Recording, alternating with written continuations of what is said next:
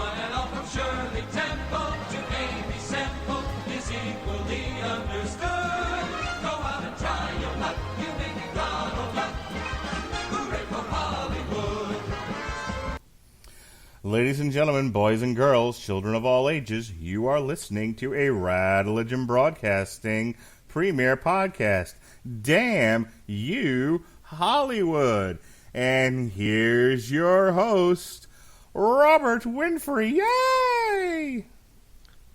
That is the most enthused any of us are going to be at all on this show when discussing this movie today. Yep, it all goes downhill from here. All right, as Mark just mentioned, I am Robert. It's just the two of us. We can stop sucking in our guts. If I might use the old cliche. I don't know about you, but I'm not wearing any pants. Film at 11. Well, no film, please. That's the great thing about recording audio from your home. Like, I assume you're pantsless. Pants are the devil. You know, the funny thing about that is I see, first of all, I feel like at this point, everybody has a podcast of some kind. It's like, this is a bubble that is now taking on gravitational proportions. It's gotten so big. Everybody has a podcast. Some people have multiple. But I've noticed that in all these different Facebook groups that I'm in, that the new thing with podcasts, and I guess it's not totally new, because this was a thing that started with YouTube Hangouts, is the visual of people sitting around a table with microphones on, on bendable stands and headphones on cans, and that's the podcast. It's a video of them talking, and I always thought, like, because people have said, like, why don't you do more YouTube? Why don't you do? First of all, nobody needs to know. Nobody needs to see me talking. If you're not getting it, audio, from the audio, then you're not getting it. No one needs to see, big Skype close up of me and Robert and Jesse and everybody else that we deal with. This is an audio medium, so I don't know what is to be gained by the visual of people just sitting around a table talking into microphones. Like, if they were piping in clips of some kind, or throwing to video, like Half in the Bag, for example, which is the two of them just sitting there, but they pepper it with funny little gags, or they cut to clips of the movie and stuff like that, so it's a little bit more dynamic. But these are literally just someone flipped on a webcam and off they went, and it's like, but for why? Especially since podcasts are mainly listened to podcasting apps, at which point, who's watching this video? I don't know. I mean, look, I have a webcam. It's a cheap one, but if you at one point decide, hey, we're going to actually record video to go with this, and we'll strip it down for the audio stuff, but we'll see if anyone on YouTube likes the sight of our unsightly faces, I suppose. Like, I am prepared to take that risk that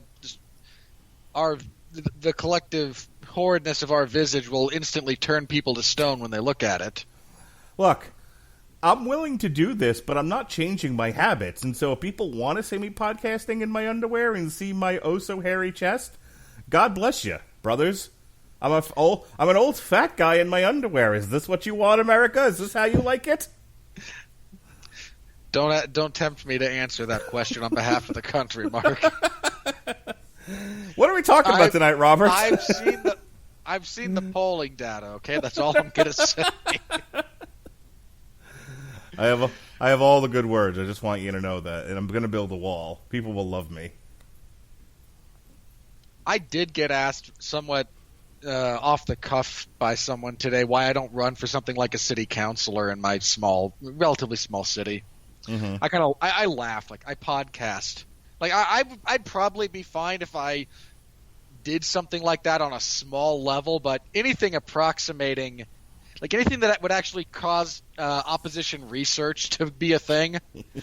I have so many hours of podcasting where I have said so many things. You've wished death on a lot of people. I I've wished harm on a lot of people. Death, a slightly smaller contingent. Fair I've enough. I've also just made terrible jokes that you're not allowed to make if you're a public figure these days. No, my political aspirations died a long time ago, and now I say things like, "This comic book is like a 10-minute hand job," and who doesn't love a 10-minute hand job? These are the things I say, whether or not they make it into the main podcast or Jesse's gag reel.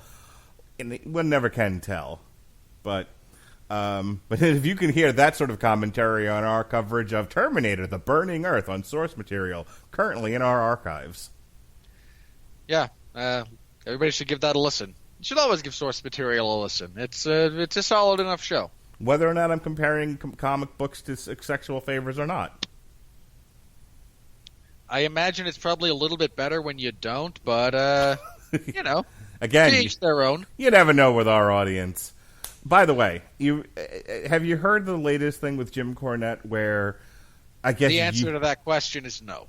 Years ago, he told he made a comment about a ring announcer who was also a promoter for some indie show because he performed the show in like sweatpants and looked kind of schlubby, that he should be taken outside and hung or something like that. And Jim Cornette is obviously prone to hyperbole and exaggeration, so he really didn't mean he should be, executed. He was trying to express in his own Jim Cornette way that this was not an appropriate way to conduct oneself when doing a public performance. And there are now people citing that as reasons to get Jim Cornette fired from NWA Power because he advocates for a suicide and murder and makes jokes about it. Yeah, again, the notion that you can't... The fact that people are dredging up stuff from 30 years ago, said by a guy who is notoriously hyperbolic, bit hysterical, in a profession that rewards those qualities and the people engaged in it. Guys, get a life. But all that to say, Terminator, Dark Fate, or as I like to call it, Terminator, Dark Feminism. Racist. Now you're because white people can't be like. Have you seen that utter load of crap that white women can't actually be feminists because they're white? Is that where we are now? Because I was again, like, I'm not saying this is the mainstream position of the feminist movement, but it's there. I was just wondering when we were going to get to that part of the book. What book? The book of stupid left-leaning opinions.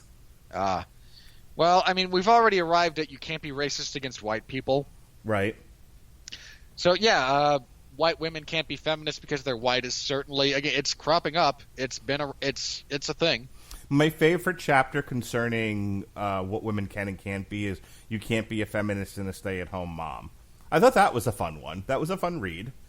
But, yeah, I figured eventually we were going to get to white women can't be feminists because of white privilege. Yeah, that kind of been there for a while, actually. But, yeah. The world's a depressing place. Speaking of depressing, Terminator Dark Fate. What a segue. It's the best one we're going to get. All right. This movie is, for those unfamiliar with the franchise... Hot garbage? Yeah, it's kind of there. Look, I'd rather watch this than Genesis. I think that's a fair thing to say. I would probably rather watch this. I would rather watch this than Salvation. Well, sure. I would rather get hit in the fucking balls with a mallet than watch Salvation. What's the mallet made out of? I'm rather partial to my testicles, is all I'm saying. Well, I don't want to not have testicles. I guess... I mean, if you're really going to be picayune about it, I guess what I'm trying to tell you is I would rather feel intense pain for a short burst of time than have to sit through 2 hours of Salvation. Yeah, I'd take a kick in the crotch by the average person. Sure, that's fair. I'm not entirely sure how I would relate this to Terminator 3. See, Terminator 3 is rock stupid, But it's a fun ride, and Nick Stahl and Claire Danes are trying their level best with the material they're given. And there's a really funny scene where the female Terminator fights Arnold in a bathroom and goes headfirst into a toilet, which made a lot of the, at that time, though this wasn't really a thing at that point, woke reviewers clutch their pearls.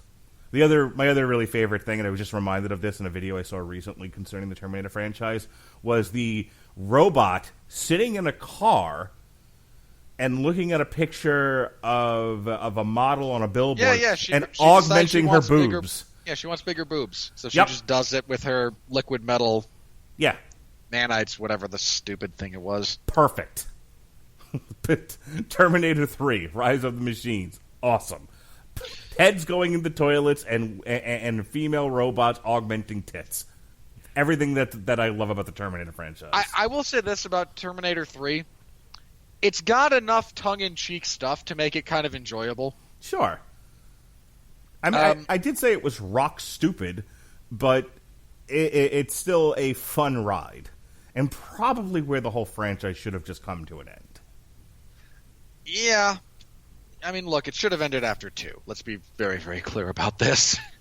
I mean, just as an aside, I liked the idea of, and this movie deals with this too in a different way, but this idea of no matter what we do, no matter how many cockamamie plans we have to stop Skynet, there's always going to be man's desire to create an AI and then the AI's ability to become self-aware and realize humanity is a plague and wipe it out. There's no getting around it. It is a universal constant. And in terms of the narrative, it just became a thing of, well, let's just get there already and deal with it. And they did. And unfortunately, the movie in question that tried to deal with it had a hack of a director, a star that didn't want to be there. Nick Stahl? No. I mean, when I say that actually dealt with it, I mean Salvation, because that actually deals with the Oh, yeah. Okay, well, that's a whole other thing. Because, here's the thing. What I was trying to say was, it should have ended with 3, and that should have been the end of the franchise, and no more movies after that. But if you're going to continue the Terminator franchise, the constant the constant structure of machine sends other machine back to be a horror monster, 2 hours of running from said machine, that needed to just go away. And what we needed was like Platoon in the future. Yeah, we needed the actual war against the machines. Right, which they tried to deal with, but then they cocked it all up. Yeah, again, let me say this about Salvation. Again, you have a terrible director. Mick G is a terrible director. He should stick to only Charlie's Angels movies. No, he's only even batting 500 on those. Like he's not good. He sucks. I kind of hate most of what he does. He's terrible. I would not object to him being run over by a moderately fast-paced horse. What would you rather do? Cover a McG marathon via podcast, or a watch-along for bare-knuckle boxing? Oh. And there is no third option to walk out in traffic. I'd walk into traffic. There's no third option. If you made me do one of those... This is tough because, again, McG has mostly terrible movies, but there's a handful of instances in there of movies that I can enjoy for a variety of different reasons. The bare-knuckle event would be shorter. I don't know. Those are both just such terrible options. Anyway. So the point I was getting at is Terminator Salvation again. You have a terrible director, a star in Christian Bale that doesn't really want to be there, a genuinely good twist ending that was spoiled and therefore they rewrote the ending. And look, the overall production of Terminator Salvation was only slightly less troubled than Apocalypse Now. And unfortunately, after that debacle, they put it on the shelf and then just said, hey, let's try a soulless remake of better material. And then they put that on the shelf again and then said, hey, let's do another soulless remake of better material, but hear me out this time. Women. And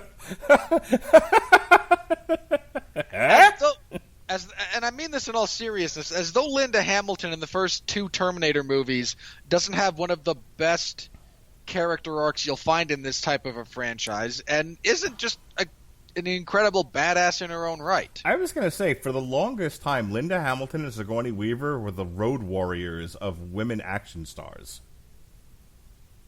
That's about right.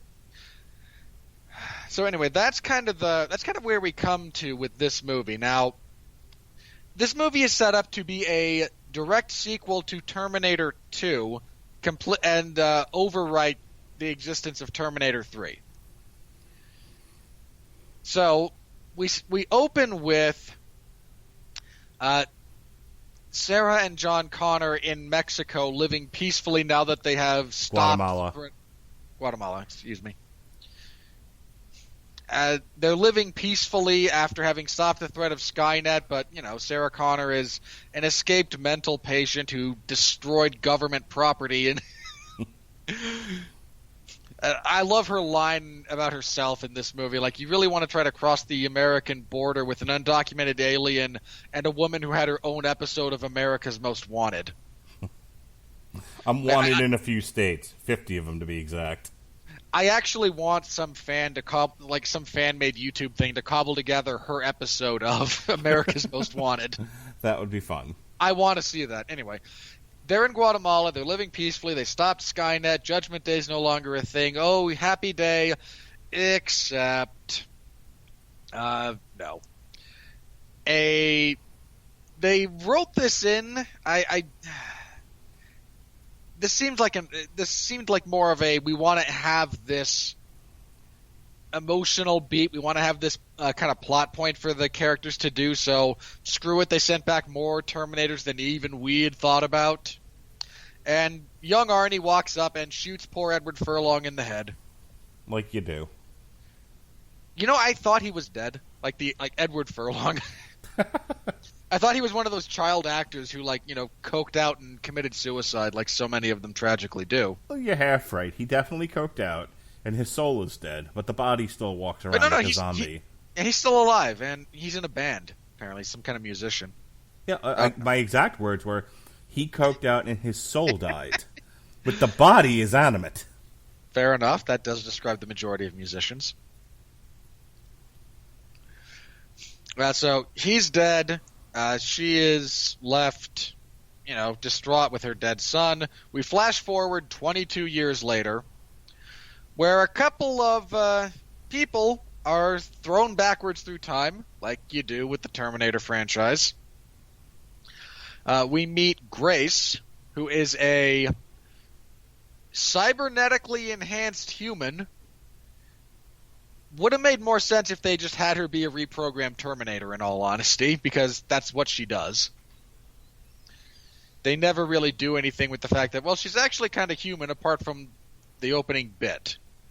And the Rev 9.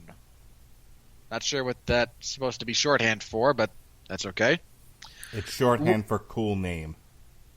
Except it's not. Which is the latest iteration of Terminator-esque machine to be sent back in time to kill someone important.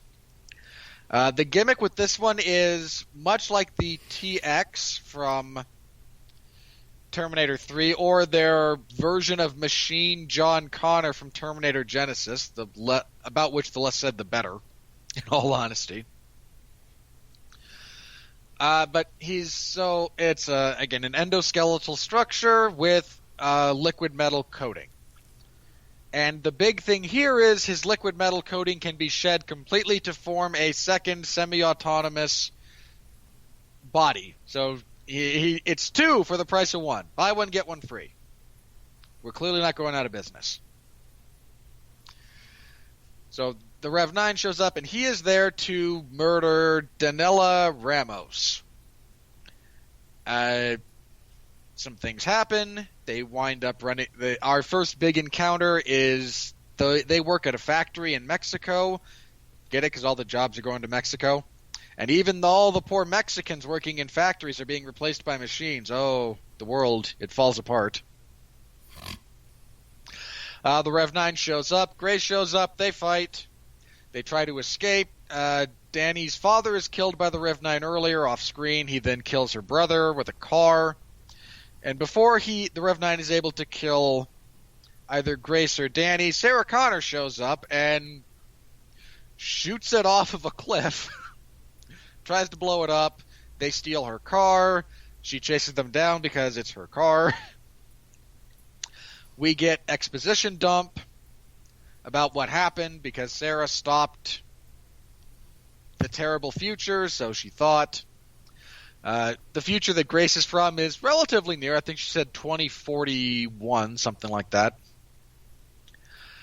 She was sent back to protect Danny. Sarah immediately assumes that Danny is essentially the new her. You will give birth to the person who's going to save us. But the big shocking twist that they only telegraph with a smoke signal. It's not your children, Danny. It's you. You were the one all along. Yeah. Where she essentially makes her becoming the leader of the human resistance against the machines is the equivalent of Jasmine singing "I Won't Be Silenced" in a fever dream in the movie Aladdin. You are not wrong with that comparison. I honestly could have, at that moment, sworn it was the same actress if I had been just a touch sleepier. Fair enough. The plot point that's going to drive things forward from this moment in time is, first of all, we're introduced to Grace's metabolic issues. She has a series of medications and chemical compounds she has to be injected with, otherwise her machine-enhanced body overheats and she dies. I don't know. That is the best part of the movie, by the way. What?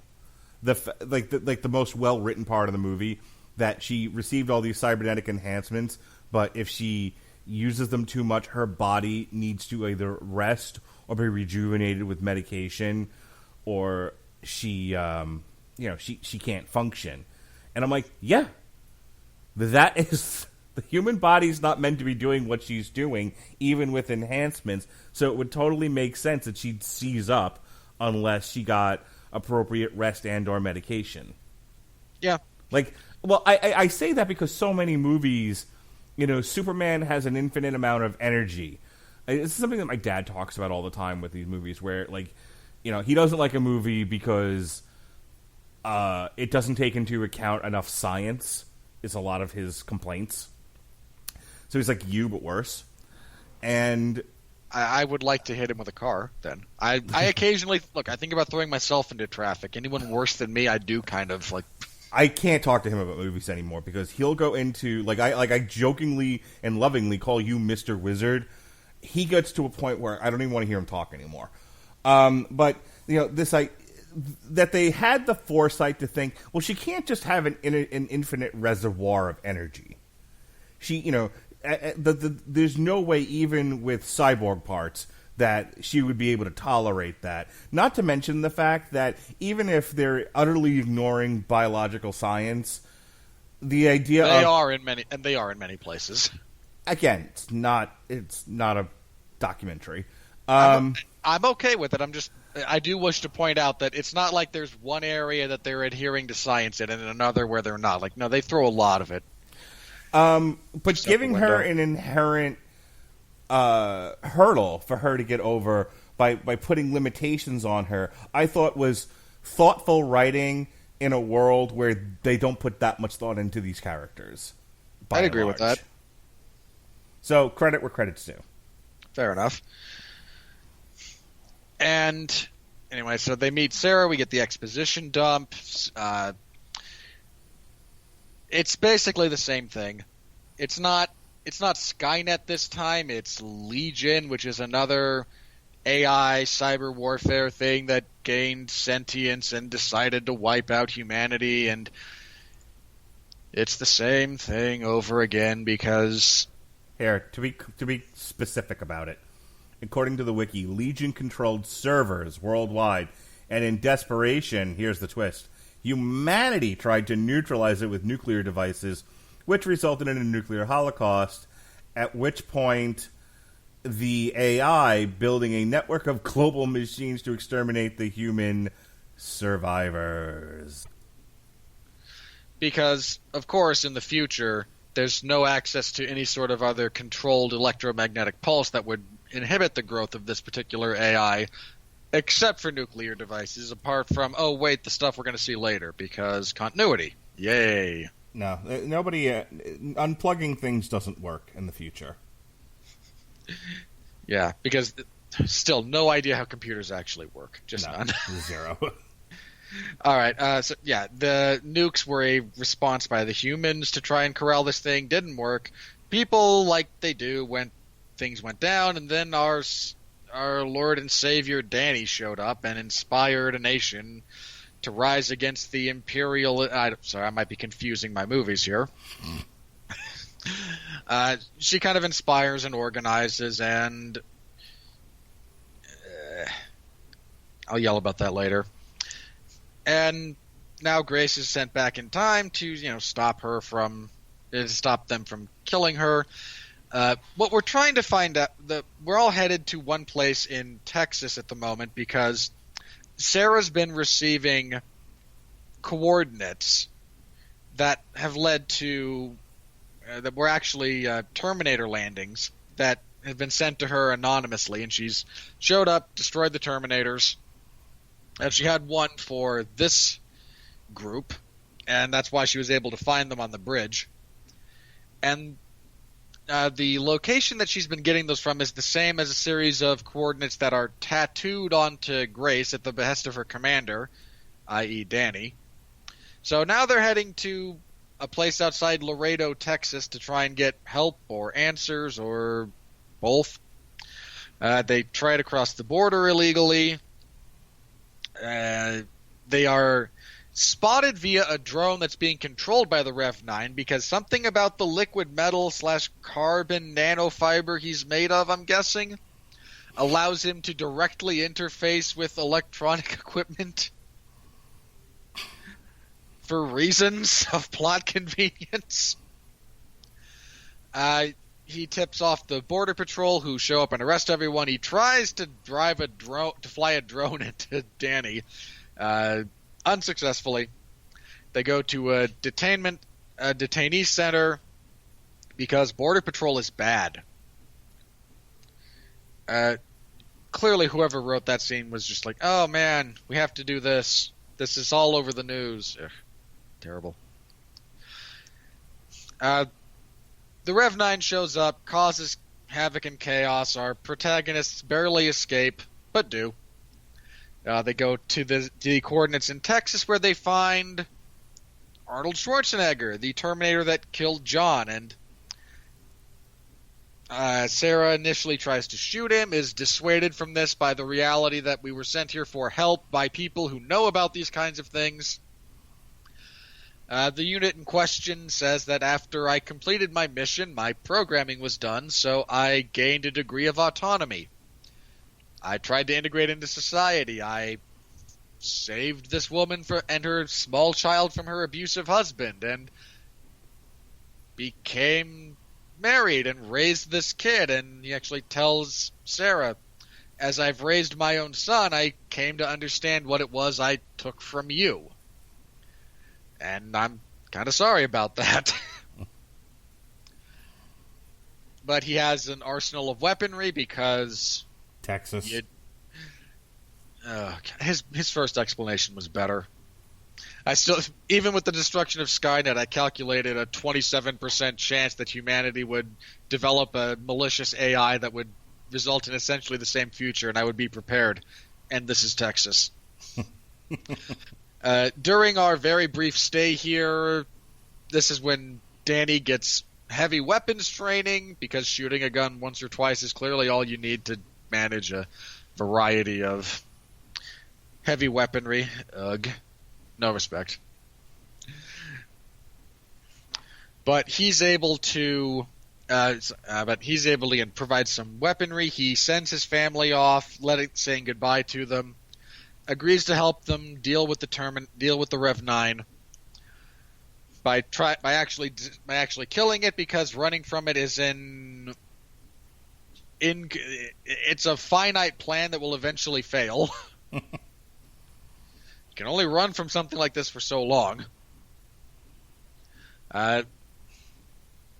They go to a contact of Sarah's, which is just a contact she has inexplicably, who's able to commit treason on their behalf and hand over. They couldn't have just made this guy here's a small thing, but could have made this much better. The Air Force, I think it was an Air Force colonel in question, is actually the Dyson kid from Terminator 2. I thought that's who that was, but apparently It was just random black guy. Random black guy. But again, you could have easily had it be this guy's kid. Right. And it would have made sense. Like, suddenly, this makes sense why you guys might have some kind of connection and stayed in touch, and just, nope, random dude. No, only women and sexless men matter in this movie. Can I just say that was hilarious, by the way? Like, she hasn't noticed you weigh 600 pounds and don't sleep. Our relationship is not physical. Right. She cared that I could change diapers efficiently and without being squeamish. And you know what? Fair enough, man. I'm a good listener. That was the other thing. And I'm funny. Yep. At this point, I can only assume most scripts being worked on in Hollywood and being greenlit are like there's some woman with a checklist. And it's just like, okay, have we hit all the things to make sure we are continually invited to parties and not blacklisted in Hollywood under its current themes and motifs? Yes, good. Okay, script approved. Like, well, is it any good? The script has been approved. That's not really what we're looking at this point. We're not really so much looking at whether or not it's any good. We just want to make sure these points are covered. Is it good? It checked all the boxes. Yeah, but is it good? It checked the boxes. All the boxes. But is it a quality movie? But the boxes. Here's the thing. There were women in the audience where I watched this, and I'm pretty sure they all thought that was stupid too. Yeah, it is. It's a really look. If you just have it be the gag about I could change diapers quickly and I wasn't squeamish about it, and things kind of grew from there, then I think it's fine. I was gonna say I was dependable. I didn't beat this woman, and I went to work every day. I would have been happy with that. Once he got into, I'm a good listener and all of that, I was like, there's not a single woman in this audience watching this movie who thought that was sexy. Okay, those women didn't go see this fucking movie and aren't going to. No, that's very true.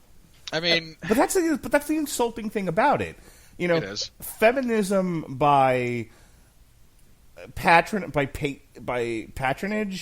isn't real feminism.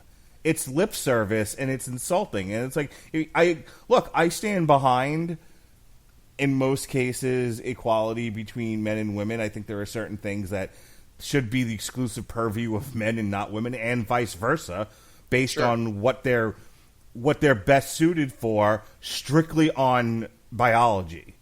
Read into that what you will. Sure. Only women can have babies. Yes, I think controversial thing to say in 2019. Apparently, you fucking woman hater, you. No. This would actually be transphobic in this case. I really don't think women belong on the front lines of war.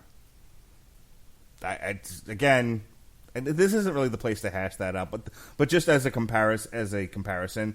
But what I'm saying is, there's a conversation to be had about where should there be equity between men and women, and I think it's a conversation worth having, and I think women are worthy of being treated as equals in most cases.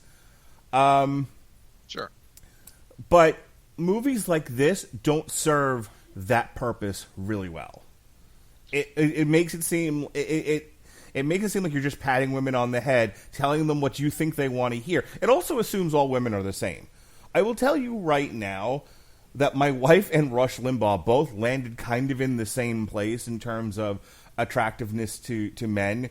You know, Rush Limbaugh cited an article or a study or something like that. I've talked about this on air before, where, you know, metrosexual men were a turnoff to most women despite the media telling you otherwise.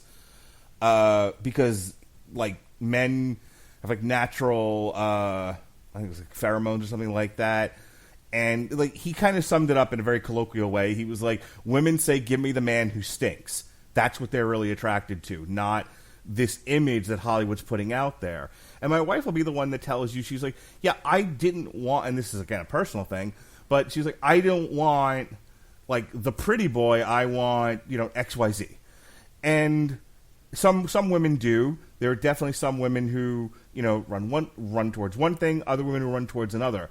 And that's the point, though, is to say, oh, well, this woman, and then there's this checklist of things he just rattles off, and it's meant to be funny. I get that. It's meant to be tongue-in-cheek. But behind it is this idea of this is all women want out of men. This movie's not smart enough to be tongue-in-cheek. This is all women want out of men. Reliability, dependability, and keep your penis to yourself.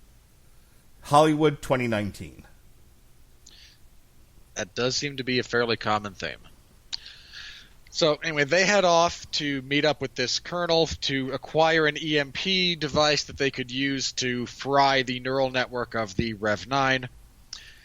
This goes badly. The Rev 9 shows up. They fight. The EMP is destroyed in the process. They make a getaway to the Air Force Base where they commandeer a C-5 Galaxy, which is a heck of a plane anyway. They wind up in the air trying to figure out what to do next. Danny gives another speech because that's what she does. The Rev 9 shows up again, forces a mid-air collision of aircraft of that size. Planes crash, everyone survives. They land near a dam. More somewhat action set pieces. They wind up in the inner workings of the dam. The Rev 9 shows up. They fight it again. This time they're able to shove it into a turbine that was so horribly exposed it would not have actually been functional. But they shove it into a turbine. Turbine explodes. We still haven't actually killed it yet. Meanwhile, Grace has revealed that the power source with powering her augmented body could be damaged and used as an EMP. Never mind that you're in a hydroelectric dam. I have to say this because here's my Mr. Wizard thing for the moment. Okay, I'm only going to throw the one at this. Do you know how electricity is generated? Is that a rhetorical question? No. I'm asking you specifically if you happen to know, answering on behalf of the audience. No. Okay. The fundamental methodology by which electricity is generated involves spinning like a highly conductive metal, usually copper, around a magnet. We don't still fully understand the relationship between electricity and magnetism. We know they're connected. We don't know how. But point being, you have a magnet. You spin all of these wires around the magnet at a high speed, and again, there's elements of the physics I don't know, but I know that's the fundamentals of it. You spin the turbine. The turbine is, again, these like copper wires surrounded by material, spinning around magnets, and the end result will produce an electrical charge, which is then siphoned off through wires, and the rest of it. You can all look this up. Do you know what an electromagnetic pulse is? It is the discharge. The reason they're always associated with nuclear weaponry is the sheer force of a nuclear detonation does give off a tremendous EMP. But most electronics have an EMP. They're just smaller. There's a reason you don't take a powerful magnet running down the side of your computer.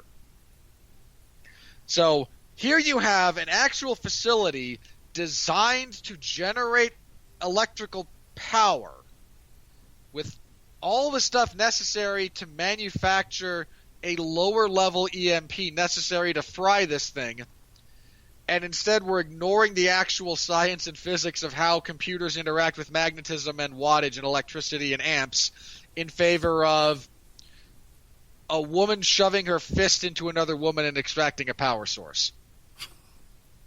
Might I also add magnets? How the fuck do they work? I appreciate you, Jesse Pinkman. And I only bring that up because having, Grace's mechanics go a little bit haywire around the turbines, or, ditto the Carl, the name that the T-1000, the Terminator unit has taken, you could actually have a pretty fun strategic battle between them and the Rev-9 as they're trying to avoid these things that are causing haywire with their internal circuitry.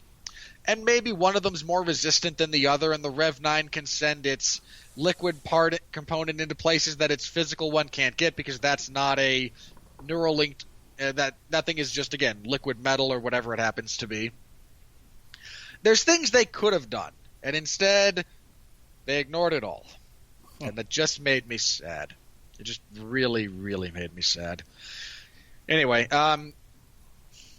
Danny is able to eventually best the Rev-9 by jamming this power source into its face after the liquid component is destroyed in the turbine explosion. Carl shows up, stops it from killing Danny, and throws himself and it down a deep, dark hole before the EMP actually goes off. Also, EMPs go... I don't know what her power source was made of, but just an EMP would not actually melt the metal and fuse it to the ground. Clearly made of unicorn tears. I would have accepted that as an actual explanation. But the last thing he does, he looks up at Sarah Connor, who is standing with Danny over the pit, and says once again, for John, which is how he had signed all of his texts to her, as kind of a way to try and make amends and to try and, again, make right what he had done. And it's actually kind of a touching moment when you consider the genuine arc of both Sarah and her relationship with the various Terminators throughout her existence in the film franchise. She and Danny head off. Grace is now dead as well. They see the current Grace being a happy-go-lucky teenager, and Danny swears that she will not have Grace die for her again. Sarah then just says, well, if that's the case, you're really going to have to be prepared for the unknown nature of the future, and they drive off back in a Jeep along a highway, and the credits roll, and the credits roll as do my eyes. Okay, we went down a couple of rabbit holes there, but where do you want to start kind of unpacking this? All right, let me first say that I think the trick with this show is separating opinion and personal enjoyment from craft. And I know we've said that a bunch, but it really bears repeating with this movie. Because, as I told Robert, I personally enjoyed watching this, but I am known for liking stupid shit. This was stupid shit. For a lot of different reasons. It's more or less competently made stupid shit, but it's still stupid. It's most look. I don't think Tim Means Miller is a good director. He's gonna get a lot of play because he's the one that did the Deadpool movies, and for the record, I don't think the Deadpool movies are good movies. This is not a guy who can put together a compelling action sequence to save his life. That's actually a pretty good place to start with this, because here's the thing. The first half of this movie is actually pretty good, pretty solid, if you can divorce yourself from the fact that it is basically a it is a surface level pro-feminist Terminator remake of Terminator 2. if you can kind of just get away from all of that and be like, I don't care about the movie's internal politics. I don't care what it represents. It's been so long since I've seen Terminator 2. I really don't give a shit about that movie anymore either. So I spent my $10. I just want a 2-hour pleasurable experience. Well, the first half of this movie succeeds pretty well. You have okay. It opens. I can see it. It opens up with a really cool sequence of Terminator sort of storming the beach and and shooting its way through humanity. And then you you get images of what happened in Terminator 2 Judgment Day with Sarah telling about like the future is nigh. It immediately goes to a de-aged Linda Hamilton and a CGI Edward Furlong and a CGI Arnold. And it's a good gut punch to start off with that. Everything I really, again, like I was kind of wondering when they had given us the setup of, Sarah's still out there and she's going to be an integral part of this. Like, okay, so what's John doing? Right. Did not really see that. I expected him to maybe be off doing a similar. He's fighting Terminators in his own way. They had a falling out after they stopped Judgment Day. She can't quite get over the paranoia, and he's like, I'd just kind of like to live my life a little bit. I didn't see him getting murdered by a Terminator. That came a little bit out of left field.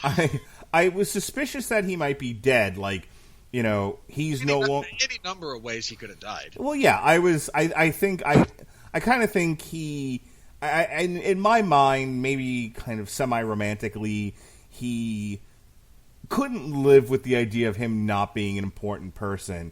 And somewhere in his 20s, when his life just wasn't going that way, and he was just living the life of a regular guy, he got into drugs and drinking, and eventually he just died. And so. And I don't know how entertaining that would have been for people, but I feel like that might have been one way that they could have handled the John character, just sort of not being able to live with not being John Connor, resistance leader. I mean, that's a way to go. I mean, I'm more prone. I'm a little bit more susceptible. What's the word I'm looking for here? I tend to favor a little bit more the more tragic things. So I might have, if I were doing it, he would have been happily living his life, like grown up, or mostly grown up, like wife, kid on the way, and just drunk driving accident, like just the random tragedy of existence. Yeah, kind of maybe sort of living the life of a post heroism. Mr. Incredible, he's just a fat guy working in insurance, just ham and egging it. Johnny Lunchpail. In any case, none of that happens. He fucking gets shot in a bar as a child. And you know what? I didn't see this coming. I liked it. Yeah, and not just because I've seen Terminator 2 enough times to kind of still harbor resentment at Edward Furlong's existence. So the point that I'm saying is like. So you get that, and that immediately hooks you. And then you get to know Danny a little bit. You start to follow her, and she seems like a decent gal. Look, all they do with... I mean this in all seriousness. All they do with her is rehash the introduction of Sarah from the first Terminator movie. Yeah, mostly. But with Mexican cultural themes instead of single white female themes. Yeah, I was going to say, like, whereas Sarah was just sort of a... schlumpy single woman waitress making her way in the clubs and whatnot. She's sort of born loser is the way she's set up. Danny's working, she's taking care of dad, taking care of the brother. She's because of course they can't take care of themselves. Hey, you know what? I was actually okay. Look, at this point in the movie, I'm like, just tell me a story, and if you want to say, hey, here's proud, put-together Mexican gal in Mexico. Fuck it. Whatever. I'm fine with it. I'm not going in guns. I'm not looking for things to hate at this point. If if I had any faith in the script to let it lie at just that and from the beginning, I would have been fine with it too. Well, you react to things quicker and differently than I do. So anyway, I'm a more predictive individual than you are. Yes. So anyway, so you get to meet her a little bit, and you get to see her situation, and then bam, within seconds, you're into. I mean, there's a little bit with Grace and her getting the guy's clothing and all of that. That's kind of a fun scene. You see the Terminator drop into the world, and all of that. Long story short, you're not that far into the movie when the first major action sequence breaks out.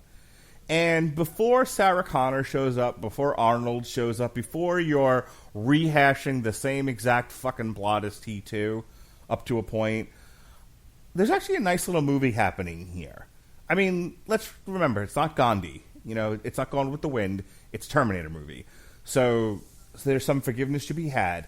But I think as in terms of remakes, it's fun to watch in the beginning. They have the Mackenzie Davis doing some really, really cool physical stuff. They have Gabriel Luna doing some pretty cool stuff. I'm going to disagree with you on that, but I want you to keep going. I don't think the CGI for what they were trying to do at that point in the movie looked terrible. So I thought the sequence in the car factory worked pretty well, and I was engaged in what was happening. And then you have the extended car chase, and again, a lot of this is familiar, but they're doing interesting things. I loved Gabriel Luna chasing them in the truck and just knocking cars left and right. Just the wholesale Superman-esque Man of Steel destruction going on was fun in the first 20 minutes of the movie. There's a better comparison if you're looking for action sequences similar to this. Mm-hmm. The one from Terminator 2 when Robert Patrick drives a fire truck after John Connor down the LA Aqueduct. Yeah, very, very similar. And then... No. They should have paid... Look, if James Cameron wasn't a producer on this movie, he would have sued them for plagiarism. But again, I didn't even remember that till you brought it up. So again, I'm engaged and I'm watching and it's fun for me. They introduced Sarah Connor and...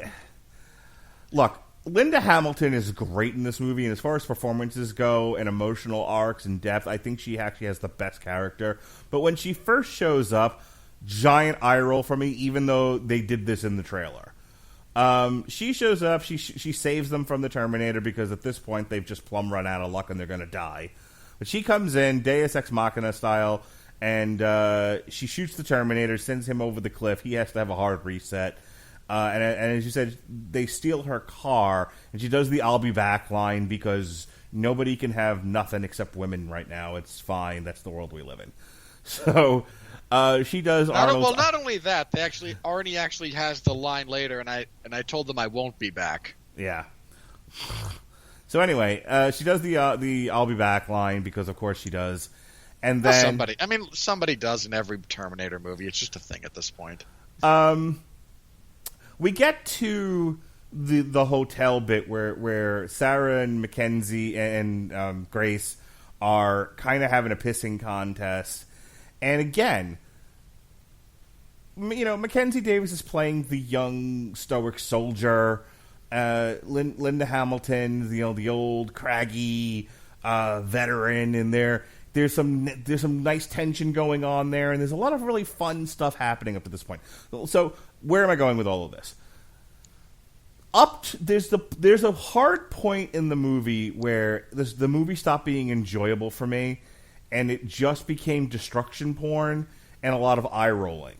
And it's about the point where they caught up with, and I alluded to this before. It's about the point where they caught up with Robot Arnold. I'd say it's before that. Like, they don't do anything all that interesting with the Border Patrol stuff, and I think that's the point for me when everything goes off the rails. Oh, okay.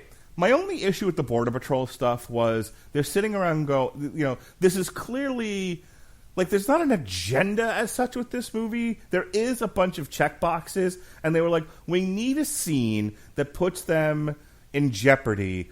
what's hot right now that we can kind of point to and say, these things are bad. Like, if this were the 90s, it would have been they're in an LA police station. You know, if this is the 70s, it's a New York police station. Well, it's 2019, so of course they're in a Border Patrol detention center. Because that's the current boogeyman.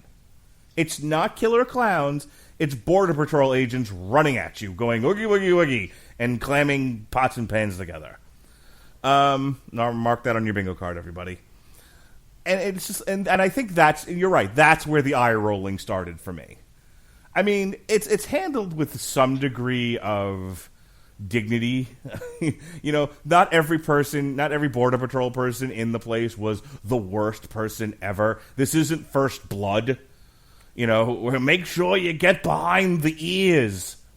You know, there's none of that going on. Look, the only somewhat likable cop they present in First Blood is David Caruso, and I do wish Rambo would have killed him, because then I could have avoided CSI Miami. That being said, you know, they at least do a fairly passable job of, and this is true, you're going to, you know, if at worst you're getting somebody who's sort of passively disinterested in your problems and is just doing their job like a robot, that's kind of true, and I'm okay with that. Yeah, I mean, in all seriousness, if you're in that position, and one of your detainees says, "No, I'm being chased by a killer robot." Yeah, I mean, someone's calling medical to get you a Haldol shot. Like, it is less believable for them to actually take you at face value than to just roll their eyes. Right? No, totally. That's what I'm saying. Like she's the worst, and she's not bad at all. So that particular Border Patrol agent. So I'm kind of fine with all of that. Like I said, there was no let's get him behind the ears. No one got taken into a corner and beaten and raped or anything like that. Like, this wasn't the worst Border Patrol detention center on the face of the earth. So, but just the fact that that's where they chose to set that particular point in the movie was a giant eye roll for me. But it was like, let me take a deep breath. It's 2019. It checked a box. It's relative to the time. There's always some kind of scene along those same lines in movies like this. Right. They're just they're just checking a box. Right. So it's still stupid. Even if you gave them the benefit of the doubt and they were like, well, let's just pick let's pick a setting that's relative to the time we're in. Okay, they're not wrong. It's not wrong to do it. It just because what immediately then, and this is the point, what immediately then follows is the bit with Arnold where they're like, fucking, you know, I changed diapers and I'm funny and we don't have sex, and it's like, all right, you're clearly pandering to the audience you think is like. The marketing for this and the kind of the thought behind it is, well, what if we do a female-centric one, and we'll expand our audience and we'll make a lot of money because a lot of women will come out and see this. And it's like there's a segment of the population of women that enjoy big-time action movies, but this really isn't their jam, by and large. Let me say something controversial about this. Mm-hmm. More women like movies like Commando than like movies like Dark Fate. Like, this is something that I will never for the life of me understand about market research or people who say stupid crap like this. Plenty of women love the big, stupid, testosterone-fueled Sylvester Stallone, Arnold Schwarzenegger action movie. Those movies don't make gobs of money because men see them ad nauseum. Plenty of women see those movies. I was going to say, Chris Hemsworth. My wife doesn't give a fuck or shit about the Marvel movies, by and large. But she wanted to go see Thor's because, and this is a quote, Chris Hemsworth is a pretty man. Yeah, he is. But that's my point, and that's your point. Like, the notion that, well, for women to enjoy an action movie, it must be starring women, about women, and try everything to try to emasculate the image of masculinity is a profoundly inaccurate sentiment that only serves to alienate about 50% of the 50% of the audience you're trying to reach. And for further clarification, see the Ghostbusters 2016 fiasco. Ugh. Or don't. In fact, please don't. No, just the fiasco, not the movie. Okay. But okay. The fiasco, sure. The film, no.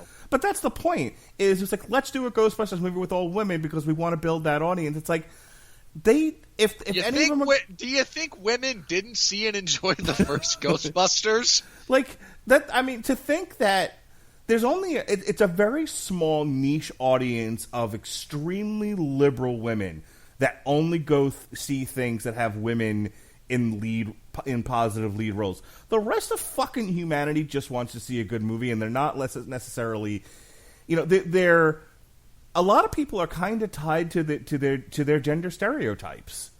Believe it or not, and I don't know if stereotypes is the best word for what I'm looking for here. Gender roles. They like seeing men do a thing. They like seeing women do the other thing that women, that they're known for.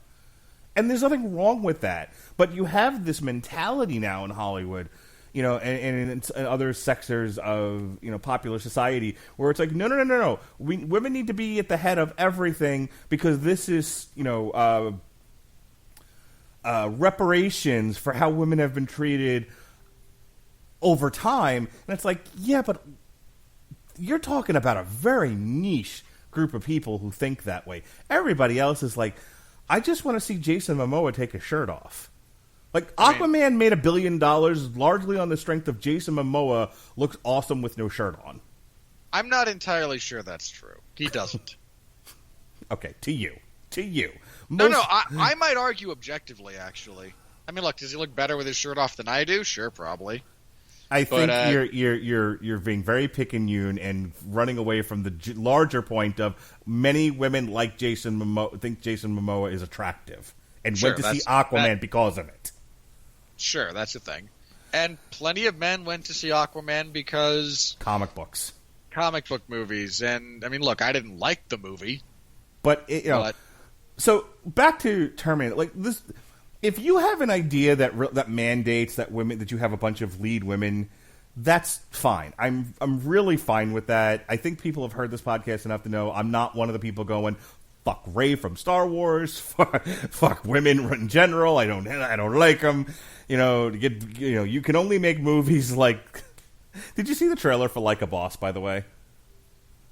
I have seen it in the past, yes. Robin Byrne, Tiffany Haddish, your favorite actress, and I'm not even aware of who she is. And Selma Hayek. You know what I'm talking about? I've seen. I believe I have seen the trailer in question. Okay. Yes. I only bring that up because I think if you gave a woman a choice between the average woman a choice between Like a Boss and Terminator: Dark Fate, they'd go see Like a Boss. That's probably true. Statistically, that's almost certainly true. So, you're running against sort of a natural audience because again, just like Ghostbusters, and ticket sales have bore this out. This isn't me just women hating and speculating. This movie is fucking bombing. So, letting go of the fact that this franchise is fucked 8 ways from Sunday to begin with. Forgetting about that for a second. You put out a movie with the possible exception of Linda Hamilton, with lead women roles in a movie that's largely attractive for men to watch, who have already said in a number of different franchises, in a number of different movies, this isn't what we want. Okay? And you're hoping to get women to come see this movie who have already said, in many cases, in many instances, this is not what we watch. But Mark, you don't understand. If it doesn't happen in either Los Angeles or New York, it doesn't happen at all. Yeah. Which is why Trump's going to get reelected again, and everyone will be surprised. But anyway. Look, the only people who are going to be surprised by this are those not paying attention. Which is going to be everybody but us. Look, you and I that was the funniest thing to me thinking back on our election coverage. Like, we start that and you go, given the way things are laid out, Trump could win. And I went, yeah, I don't know why this is surprising. So, Anyway, the movie kind of goes off a cliff for me at this point because here's the thing: with an action movie, and we talked about this with Hobbs and Shaw, being just a really great example of this. You have a choice in a 2-hour action movie. You either have to make the set pieces sort of integral to the storyline, or you have to make them over the top, super interesting, like you're doing something with special effects that really stands out. Otherwise, it's just disaster porn. It's gonzo action porn, and it gets boring after a while. And that's what happened to me with the second half of this movie, to the point where I was just like, I just want this to be over. Well, I mean, in all fairness, that's what happened to me with the totality of Hobbs and Shaw. So between the border stuff, then Sexless Arnold, then incessant, boring action. I mean, some of the stuff on the plane was kind of fun to watch, but it was like I feel like I've seen this all before. You're not doing anything interesting with it. Danny's not. Once you got to know Danny, like, she's fine, but then you would hang on. I gotta say this, and this is really important to me. Okay. I speechifying is not a personality characteristic that's particularly interesting, nor is it effective. It's like they didn't know how to make her, with the amount of time they had to spend on the movie with her, like how to, like they know they want her to be John Connor, but they don't know how to get her there. So their method for this is we'll just have her give a speech and stop people from beating up on a kid, and that'll be enough. Demagoguery is not exactly an attractive character trait. But so I'm watching the scene where they reveal that the reason why Mackenzie Davis went back in time was to make sure Danny was alive to save her in the future. And it was less about, like, we need to make sure there's a resistance here. It was more about, like, hey, I'm going to get murdered if you're not there to stop these animals for, killing me for food. And it's like, okay, boy, is that not an interesting story, number one. Number two, Danny does nothing. And this is why I said, like, this to me was like the Jasmine moment from Aladdin, which is like, I will not be silenced. Which you sang in your mind to nobody. And what the actual fuck? And let me be clear, I think you and I mentioned this about the Jasmine scene. She doesn't then actually do anything of value. Right. Like, my thing about that, and I said this at the time, you can listen to our Aladdin review, I'm okay with her demonstrating her competence and her value by finding obscure bits of law or tradition that are being overlooked because she's established as being interested in statecraft. She reads a lot of this stuff. She is very involved and invested. So have her know something that will turn the captain of the guard's perspective around. Not just, but come on, we helped you. I don't know. And this is the thing. It's like the Family Guy thing where there was a recent episode of Family Guy where somebody made the comment about Family Guy. This was sort of a critique within the show. One character says of Family Guy, even though this was about a woman, this feels like it was written by a guy. And the guy showing them the footage goes, well, "What if I said shut up? Would that change things for you?" What do you think about it then? And that's how this movie comes across. Like we're writing a movie for women about women, written from a guy's perspective who clearly doesn't know anything about women. I mean, at least you and I have the common courtesy to point out that. I mean, that's how we opened our review of like the first season of Jessica Jones, wasn't it? Listen to two middle-aged white guys talk about contemporary women's issues. Yes. Hey, we're going to address trauma in the lives of women. Take it away, middle-aged white guy. Look, I'm not saying I'm by far not an expert on the female psyche, but I will tell you that they are not a monolith of opinion and emotions. There is as wide a variety as there are among men, and that should be obvious, but I feel like it isn't. But Mark, I thought all men were just, Joey from Friends? Yeah. Isn't that the truth? Well, I hate society. All women are Jennifer Aniston, all men are Joey. That's just fucking life right now.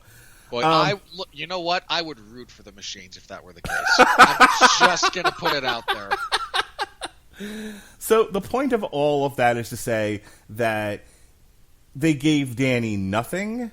This is a guy sort of imagining, is like, oh, if I have to make a female, leader character.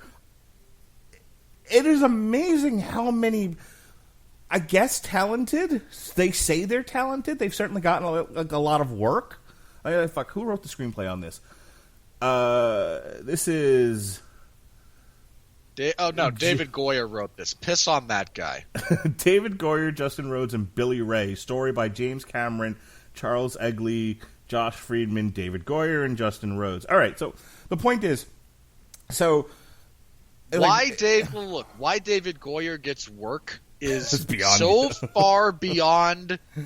Look, the only thing he's done that wasn't terrible, and I will say this, and I mean terrible, were stuff that where like Christopher Nolan sat over his shoulder. The Dark Knight. All three of them. He was part of the process. The Dark Knight Rises is dog shit. That is inaccurate. Okay, we're not going to get into that. I mean, look at the stuff he's directed. He wrote and directed Blade Trinity. Why he got a single solitary job after that catastrophic failure is beyond me. So the point that I wanted to get to so we can move this on is I feel like the default position of men in Hollywood when writing women in strong positions of leadership is they're a nag. Jasmine's a nag. Danny's a nag. They're not inspiring. And here's the thing: it's not even close to realistic that her nagging the two people beating up on young Grace would have stopped what they were doing. They'd have shot fucking Danny in the head. I mean, if they had weaponry, they would have shot Grace. But well, yeah, that too. But mid-speech, Danny would have been shot in the face, or she would have been attacked too. Like, she doesn't have the mutant powers of nagging will render you suddenly reasonable. That it doesn't work that way, and I wouldn't be making such an issue out of it, except that I fucking see this all the time now. It's kind of everywhere, and it doesn't make sense. Like, I mean, in all seriousness, let's consider the first two Terminator movies by way of direct comparison, because Linda Hamilton and Sarah Connor in the first Terminator is not initially an inspiring character. No, she's a schlub. She's a born loser. She gets there though because they give her an arc. They give her things she chooses to do, things that happen to her beyond her control, and how she adapts. To the point in the second one when she's a bona fide badass. And I mean, don't get me wrong, she's still got issues, and I mean that in the good way. Like, they developed an actual character here. And at no point does she nag anyone. No, and more to the point, she actually just kind of goes off to do her own thing because she is driven to stop the nuclear holocaust. Yeah, she's proactive. By contrast, here's Danny going, "Stop and listen to me. I'm right." Yeah. No, stop. Listen to me. I'm right. So between Danny's lack of character, Grace is a non-entity. Well, Grace, up to the point where she's arguing with Sarah in the hotel, was interesting. After that, she just sort of gets moved to the background, and she's just action hero gal. She becomes Laser Lady, basically. She's Captain Marvel. She's just kind of there, doing superhero shit. And then all that you've got left of this movie, and again, Gabriel Luna's Terminator character is just a slasher monster. There's nothing interesting about him, other than fun accents that he does. Can I bring this up because this is an important thing? The ability to act as a slasher villain is a really important thing, believe it or not. You don't think about it because there's not a lot of traditional acting. I mean, the guy who plays... And a lot of them are hiding behind masks. Yeah, and for some reason there's a giant crop of actors that has no idea what to do in front of a camera, but the camera can't see my face. I won't be able to make an 8x10 glossy out of this. Like, that's a thing, and it's stupid, but it is. The ability to act physically and have screen presence and a bit of charisma through a minimalist role is important. You've heard the story about how Arnie became the Terminator, right? Mm-hmm. I mean, James Cameron, he was initially pitched as being the hero, as being Kyle Reese. Right. To James Cameron. Cameron had seen some of his work and kind of went, I'll meet with him, but only so I can say no. And after the conversation, because Arnie spent most of the meeting talking about what he thought how he thought the machine should be portrayed, he said, no, I don't want you as Kyle, but I would love you as the Terminator. Right. And Robert Patrick in Terminator 2 has a tremendous amount of screen presence, despite being a more diminutive fellow, despite having few lines. I mean, again, there's not a lot of dialogue given to him, but he maximizes everything that he does get. Oh, Robert Patrick is fucking, he has got such screen presence, and he is scary with the little bit that he does. Like the bit where he kills the security guard. And, there's a creepiness about Robert Patrick that makes him one of the best horror villains of all time. Yeah, I mean, the first two Terminator movies really are, don't get me wrong, there's action to them, but the fundamental premises by which they operate are much more in the horror genre. Arnie is a physically imposing, unstoppable killing machine.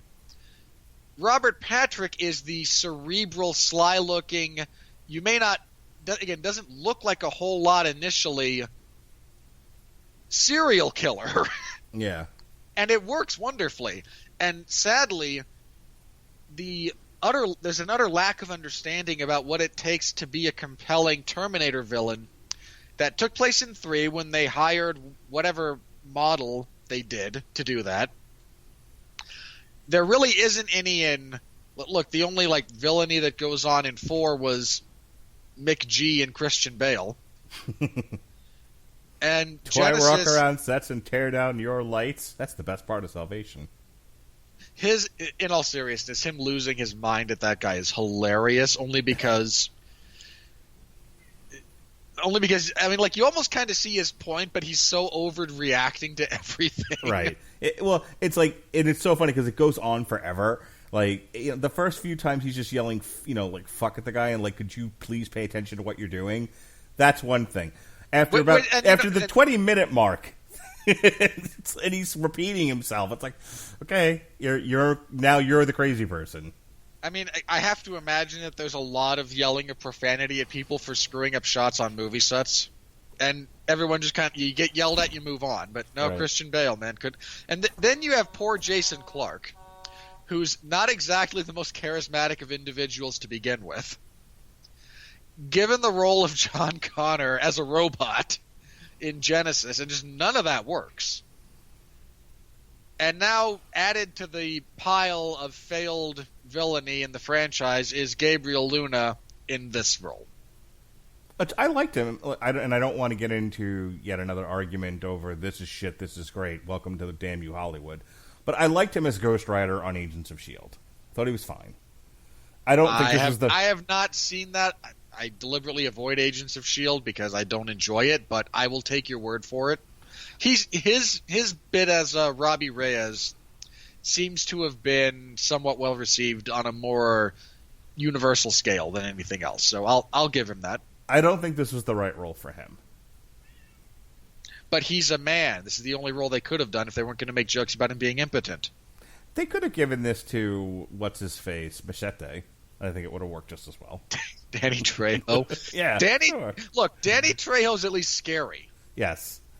I think if you really needed Mexican man because your hero is Mexican female and the first act takes place in Mexico, okay, there's plenty of really menacing-looking Mexican men out there that would have fit that role just fine. Not just Danny Trejo, but he's like the king of them.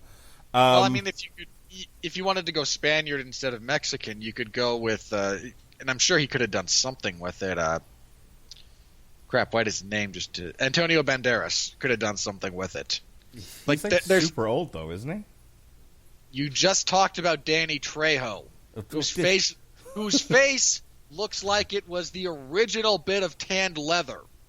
Yes, but there's a difference between old Danny Trejo, whose wrinkles also hold knives, and Antonio Banderas, who just looks like, Frankie Kazarian. He does not look like Frankie Kazarian. Right. Kazarian would be lucky to look that good. Frankie Kazarian looks like Antonio Banderas. I've always thought that. Look, anyway. Especially once he shaved his head. Yes. So, just moving on. Once you, again, I was starting to say this before, Gabriel Luna is doing his level best with a nothing role, where it was just mostly CGI. Mackenzie Davis gets moved to the background. Danny's a nothing character. There's long stretches of mindless action. All you've got left is the odd couple routine between Arnold's Carl and Linda Hamilton's Sarah Connor. And there was some individual great performance work between those two interacting with each other. But that is literally the only thing that carries you through the second half of that movie.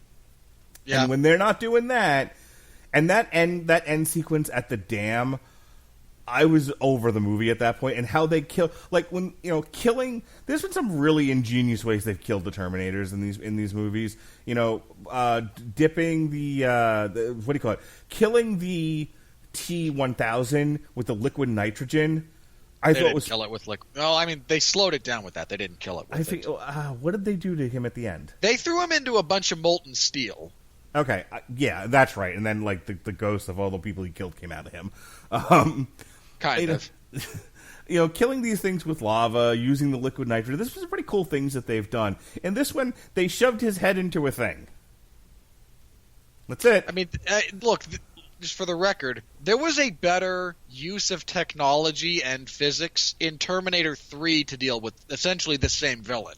And I was going to say, even in Genesis with the magnets, I thought was pretty fun. I mean, sure.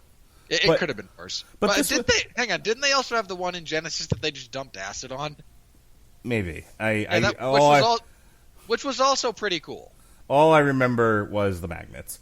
But here, it's like the unstoppable killing machine can turn to liquid, can do all these crazy things, can survive anything being happen to it. How do you kill it? Shove a thing into a thing. I mean, again, I have to bring this up from Terminator 3. This isn't what killed the TX or whatever it was, but when they have to escape from her, they do so by turning on I think it's their play on a particle accelerator, and as it's turned on, it becomes powerfully magnetic. So as she's trying to chase them, she just gets pulled into this coil and is stuck there, with the liquid metal part of her system being slowly peeled away from her endoskeleton up until the point when the thing blows up and she's able to kind of regain herself. But when Terminator 3 has a more inventive bit of slowing down the creature than you do, buddy, you have failed on such a fundamental level, I'm not even sure it can be salvaged. Yeah. So overall, those are my thoughts on this movie. It's half a good movie, half a crap movie. The best parts are Linda Hamilton. I now want to see a sitcom of Linda Hamilton and Carl, done Odd Couple style. And that's it. When we get to the money, we'll talk about why this really should be the last of the Red Hot Terminator movies. Your final thoughts, sir? Okay, I'm going to say this. I said this at the start of this bit of the discussion about Tim Miller. I don't think this guy can craft a memorable or an enjoyable action sequence. I just don't. I have seen nothing to indicate that he can. Name me one decent action sequence from either of the Deadpool movies. The opening, killing all the mobster bits from Deadpool 2. That's not an action sequence. That's a crappy montage. That's not the same thing. Okay. I got nothing. which kind of goes to reinforce my point. Like, I'm not saying he's a terrible director, because I'm not entirely sure that's an accurate assessment. I have not enjoyed his movies, but my enjoyment is not the same as them being bad. I don't think he really gets, again, big action set pieces. All the action sequences from Deadpool, the first one, were disappointing, and 2 of them were outright bad. I don't remember a single action scene. Okay, I remember one from Deadpool 2. And even that was kind of stupid. It's just, hey, this is how luck works in the midst of catastrophe. And it's not, again, it's barely memorable and doesn't serve to do anything other than, hey, this is how luck works in catastrophe. Like, I don't think this guy has a gift for action. I just don't. Here, none of these action sequences are all that good. I mean, even the best of them are utterly forgettable. Again, Danny is such a non-entity as a character that one wonders that the not yet even conceived John Connor wasn't a more worthy addition to the narrative. The notion of anything that is even loosely decent about this movie, they ripped off from something else. I complained about Genesis being overly derivative, because it is.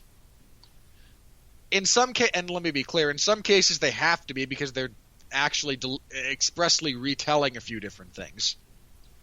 But this is somehow even more derivative than Genesis. Again, if it were not for Linda Hamilton, this movie would have nothing of value to it. And it's a very, very sad thing. But and look, salty old lady Linda Hamilton with the shotgun, not having any time for your crap. Sure, that's awesome. Like, I'm credit where that is due. There's some awesomeness there. But this is not a very good movie. It's loosely enjoyable, I suppose. I mean, you seem to have enjoyed it. My dad enjoyed it. Like, it again, in the sense of, like, really, really dumb popcorn movies that you're kind of glad are over when they're over, sure. But other than that, I don't have a whole lot here. Like, again, it's not a very good movie. Okay. This is one of those movies where, like, I love doing the podcast. I love talking about movies, but there are sometimes I watch some of these things and I go, I enjoyed this up until the point that I had to talk about it, and then I realized what crap it was. Boy, that sure was a lot of fun. Really? All of it? Oh, wait, you're making me actually think about this? Yeah. How dare you? Yeah, I don't want to have to think about this. Like the difference between this and the last few movies I've seen, like Maleficent. Maleficent I knew was stupid as I was watching it. Zombieland I knew was stupid as I was watching it. In fairness, Zombieland's trying to be stupid, at least. Yeah. This, I didn't think was stupid until I got out of the movies and I started thinking, okay, what am I going to talk about on Damn You Hollywood? Oh, no. Oh, this wasn't good at all. Well, thanks for ruining my good time, me. And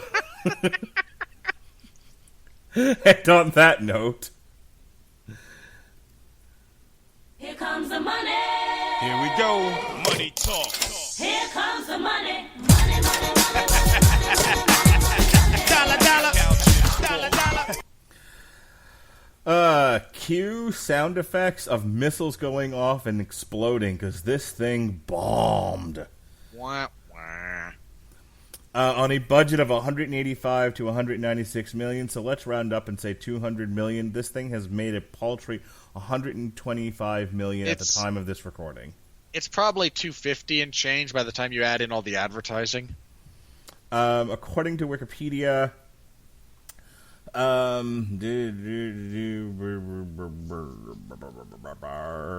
I have seen that particular article on Wikipedia, yes. It received generally positive reviews from critics, with many considering it a return to form to the series.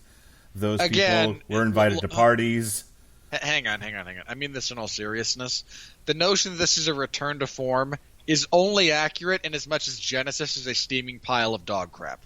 And superior to recent Terminator sequels, but criticism for being derivative of the first two films.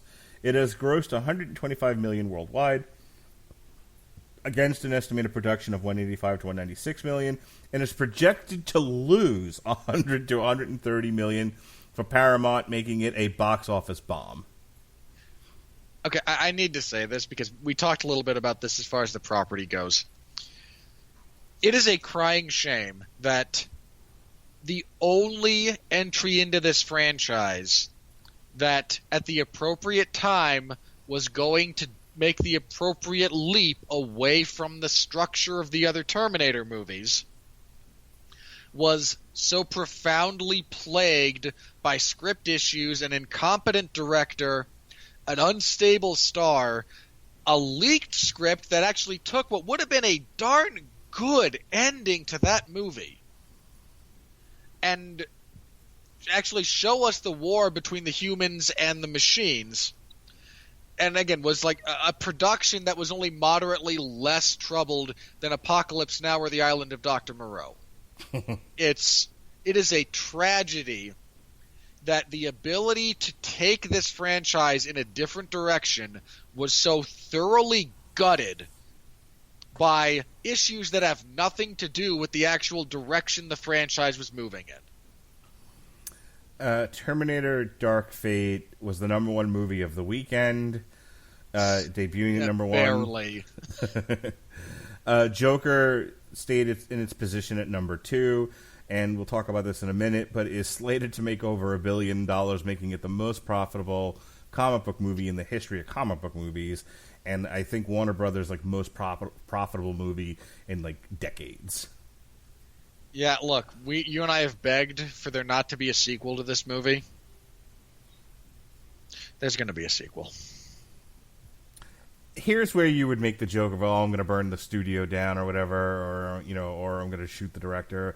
And I don't even want to make those jokes. We were talking earlier, neither one of us can run for office because we say stuff like that. And I don't wish harm on people, nor do I wish to set things on fire. But Warner Brothers, please, no more standalone Joker movies. No sequels to the Joaquin Phoenix Joker movie. Please.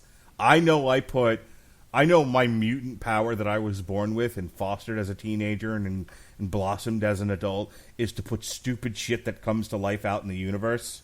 I know that about myself. You know that. You've stolen some of my ideas. Please, I ironically and trollfully cheered Tyson Fury versus Braun Strowman. It's not like I'm changing any of those things about myself, but here is where I make my stand and I draw a line in the sand. No fucking sequel to the standalone Joaquin Phoenix Joker movie. I'm begging you. Maleficent fell from 1 to 3. Harriet debuted at number 4, which is the Harriet Tubman movie that is purely Oscar bait that nobody else is going to see. Addams Family fell from 3 to 5. Shame. It's a shame that they did that to that story, that they just turned it into Oscar bait like that, because it could have been cool. Zombieland fell from 4 to 6. Countdown 5 to 7. Black and Blue 6 to 8. Motherless. Boy, that thing. Yeah. Motherless Brooklyn debuted at number 9, and Arctic Dogs debuted at number 10. Okay, speaking of Motherless Brooklyn. Yeah, no. This is not one of your gay cowboy eating pudding movies that you wanted to see?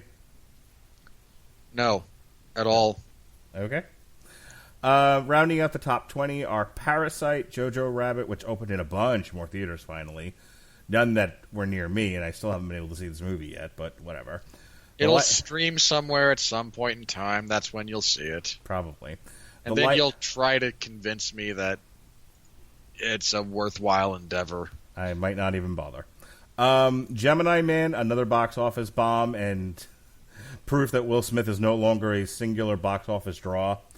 Fell from 7 to 14. The Current War, Director's Cut, 15. Downton Abbey, 16. Abominable, 17. Judy, at 18. Houseful, 4. And finally, Hustlers, Robert's favorite movie of 2019, rounding out the top 20. I was not even aware that was a thing. It's about strippers. That's the joke. See, you don't like that sort of thing, but I keep saying you do because I'm funny. Get it? Hustlers, strippers. Worldwide, not a whole lot of change here. Still Avengers, Lion King, Spider-Man, Captain Marvel, Toy Story, Aladdin. The major change is Joker is currently sitting at $938 million at number 7. I'm going to laugh if Joker winds up beating Aladdin. I mean, don't get me wrong. I'd rather it beat The Lion King because that was a soulless cash grab. Yeah, it's not going to. And Aladdin at least tried a few things. But yeah, Lion King is like, nope. $1.65 billion. I'm number 2. Yay me. Yeah. Then we have Fast and Furious, which... In all more seriously though, Joker beat Hobbs and Shaw by like $200 million and more. Yeah, Universal... when Universal's best 2 movies this year are Fast and Furious, which was because it didn't make $1 billion, which makes it technically a failure, and How to Train Your Dragon.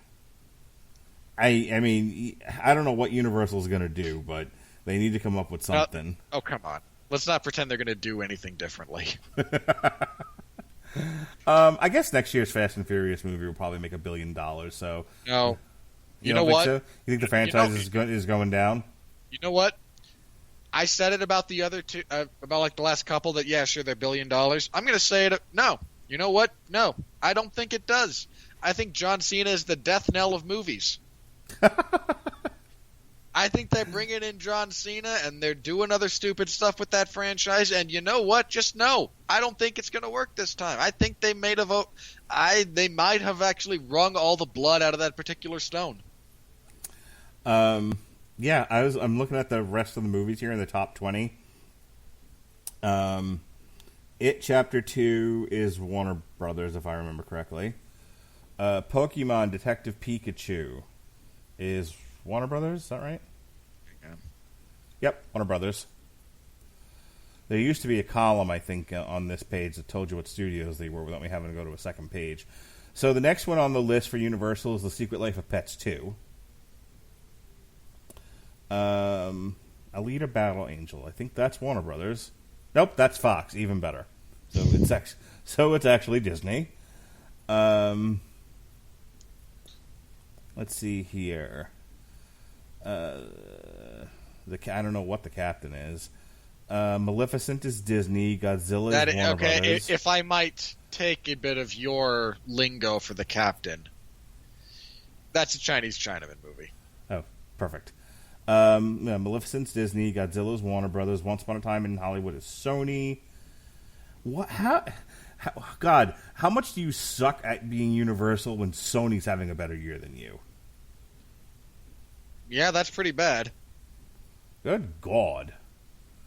You know what? Now I'm curious about something. Let's see if I can find on Box Office Mojo's new format for their website. I need the studio page. I want to see what the best movies of the year for per studio. Wow.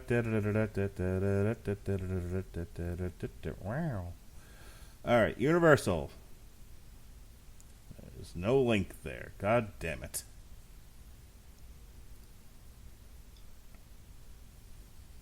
Oh, you have to look at the full studio thing. You have to be a pro IMDb member. God damn it.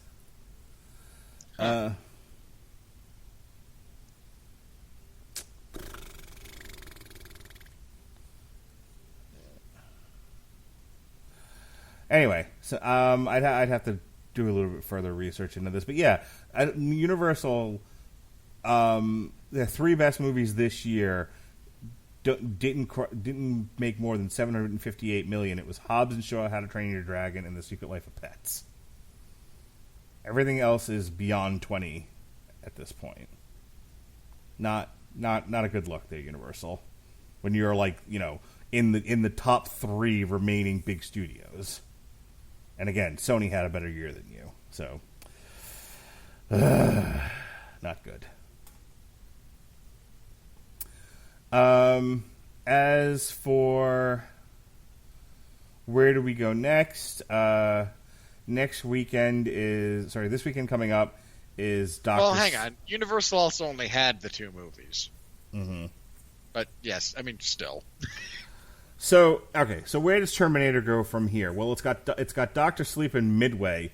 It's competing against next weekend. The following weekend, you know what? I think even Doctor Sleep and Midway are going to eat into this thing by significant margins. The following weekend is Ford versus Ferrari. That's the big one.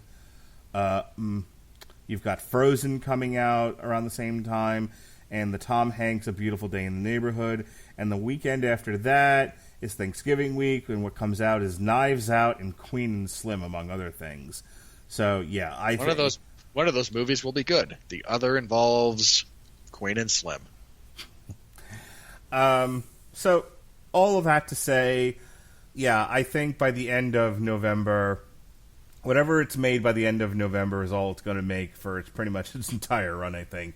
And yeah, I don't see this movie being profitable. I don't see it getting to 400 or 500 million at least. China might save it, but unlikely. This is a very dialogue, when it's not doing action, it's a very dialogue driven movie. And we've sort of looked at, when you look at like the movies that have done well in China, where China saved it from an American audience that didn't give a shit. You have like the World of Warcraft movies. You have movies that have Venom. You have movies that I think are largely dependent on their action sequences and not so dependent on a lot of exposition dumps. Hang on. I wish that were true, but Venom's action sequences also sucked. Yeah, I don't know what saved it in China then. Neither do I. I really wish I knew. Generally speaking, you're though, Chinese people. What about Venom appealed to you? Please let us know. Yeah, I thought it was Spider-Man. So look, all I'm saying is that I don't see the trends that make a movie successful in China. I don't really see in Terminator here. It's a kind of a bleak movie. So I think the projections that it's going to lose $100 to $130 million are right. And here's what I was starting to talk about before. The rumor now is that this is a dead franchise, that there's no resuscitating it, that unless they come up with like a TV show on Netflix or some other streaming apparatus, the Terminator is done.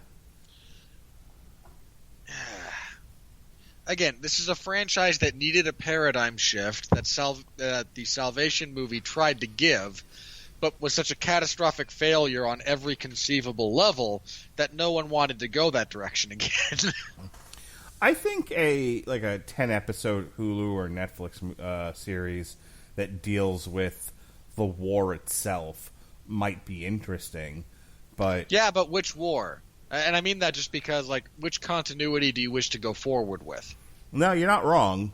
By the way, I one of the other review podcasts that I listened to talked about, like, nobody watched the Sarah Connor Chronicles. I mean, it made 2 seasons. Somebody watched it. I know I did. I actually enjoyed that. It was a silly premise, but I actually enjoyed the show. I thought the actors who were in it, including Brian Austin Green in the second season, weren't half bad. I didn't watch a tremendous amount of the show. It lost me rather quickly. But, and again, first of all, I would actually argue with you that the notion that, well, no one's watching it. Well, they're making more seasons, yet nobody watched Agents of S.H.I.E.L.D. either. That lasted 5 seasons, just because they were willing to throw time and money at the reality that it had a diminishing audience. That's what they were willing to do with it. And, okay, fair enough. That's their call. All right, you ready to put a bow on this? Yeah. I don't really have anything else to say about the money, so let's just... You also seem distracted. Are you okay? Yes-ish. Terrific. Let's get this done. Look, I ate something that is not agreeing with me the other day, apparently, so Okay. I apologize if that's... I'm occasionally worried about the Look, I'm gonna ask that you do your level best to try to pay attention to me, or I'm gonna send a Mexican woman to nag you. You know, that might actually be one of the scarier things you've threatened me with. And on that note, Hey, hang on. I just mean, God and I damn don't it. mean this. I don't mean that in the insensitive way. It only works because of the show we're talking about, and B, and I don't mean this in an offensive way either. I know how fast those sandals come off, man, and they will beat you about the head with them. can I go now? Have I ruined your enjoyment of that particular attempted transition yet? Here we go. Good. Are you ready? No! I said, are you ready? No, God! No, God, please, no! No! No! No! Devesh Sharma of Filmfare. Oof, that name. Terminator Dark Fate is the perfect fan vehicle for those who grew up idolizing the James Cameron directed films. It's a nice enough reboot to reignite our interest in the franchise. None of that is true. Just none of it. Like, seriously, does this reignite anyone's interest in the Terminator franchise? Clearly not, or it would have made more money. Didn't do anything for me. Susana Guzman de la O of Cine Premier, translated from Spanish. Terminator Dark Fate is a film with a new style offered by Miller that includes more Not true. emotion and a new humor tone in the iconic pair of Schwarzenegger and Hamilton. Okay, again, the notion that there's a deeper emotional undertone to this movie is utterly incorrect. Arnie being slowly lowered into molten steel at the end of Judgment Day is genuinely heart-wrenching in some ways. Yeah. This, and again, him looking back at Sarah and going for John as he sacrifices himself to make sure that they're able to survive, is a similar moment. Just it means less because we spent the entire movie of Judgment Day with this Terminator, watching it grow a conscience, watching it learn and adapt. This one kind of exists in the fully formed variety, and because we miss out on the journey, it means less.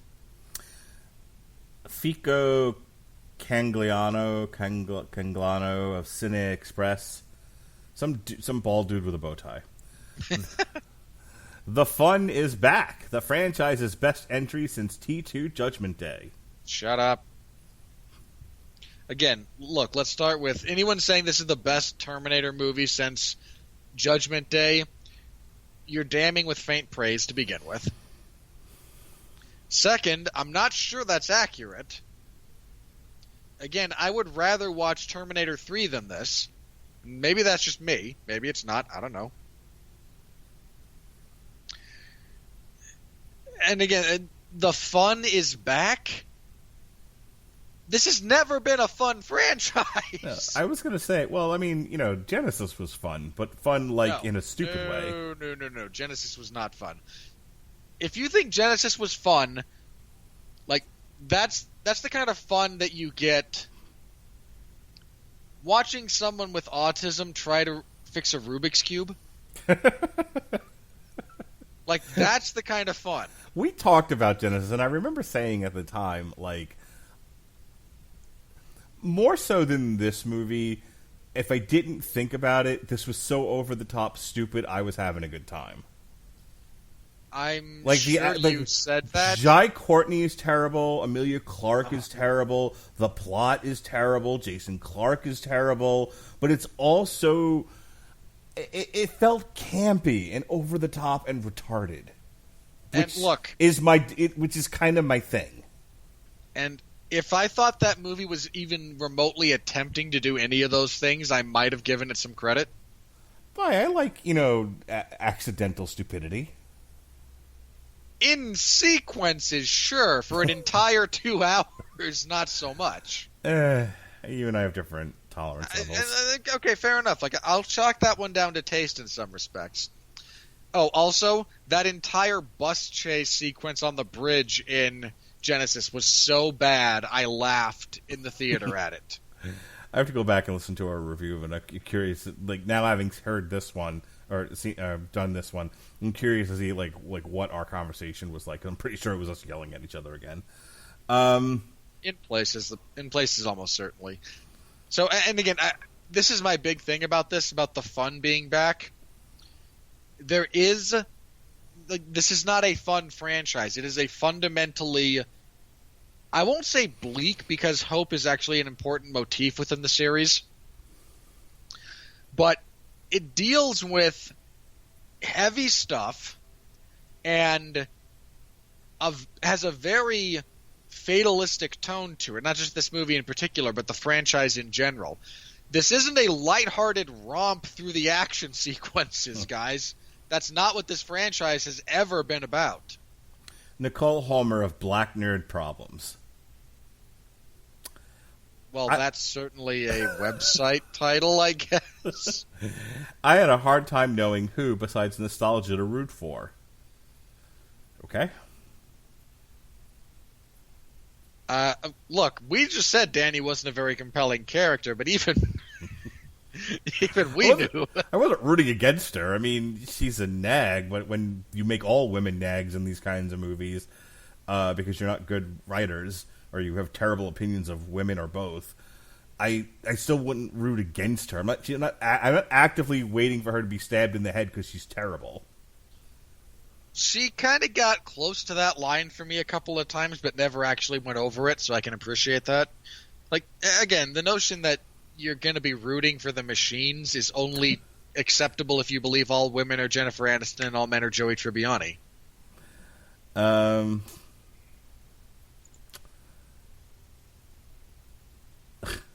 Steven Silver of Splice Today. There are real winners for places these guys are coming from. It took more than 25 years and several false starts, but the Terminator franchise has come up with a sequel that's more than a pale imitation of its first 2 installments. That is untrue. You have clearly never seen the first 2 movies. Okay, also my favorite review of Hobbs and Shaw. If you've literally never seen a movie before, you might be tempted to say Hobbs and Shaw is fun.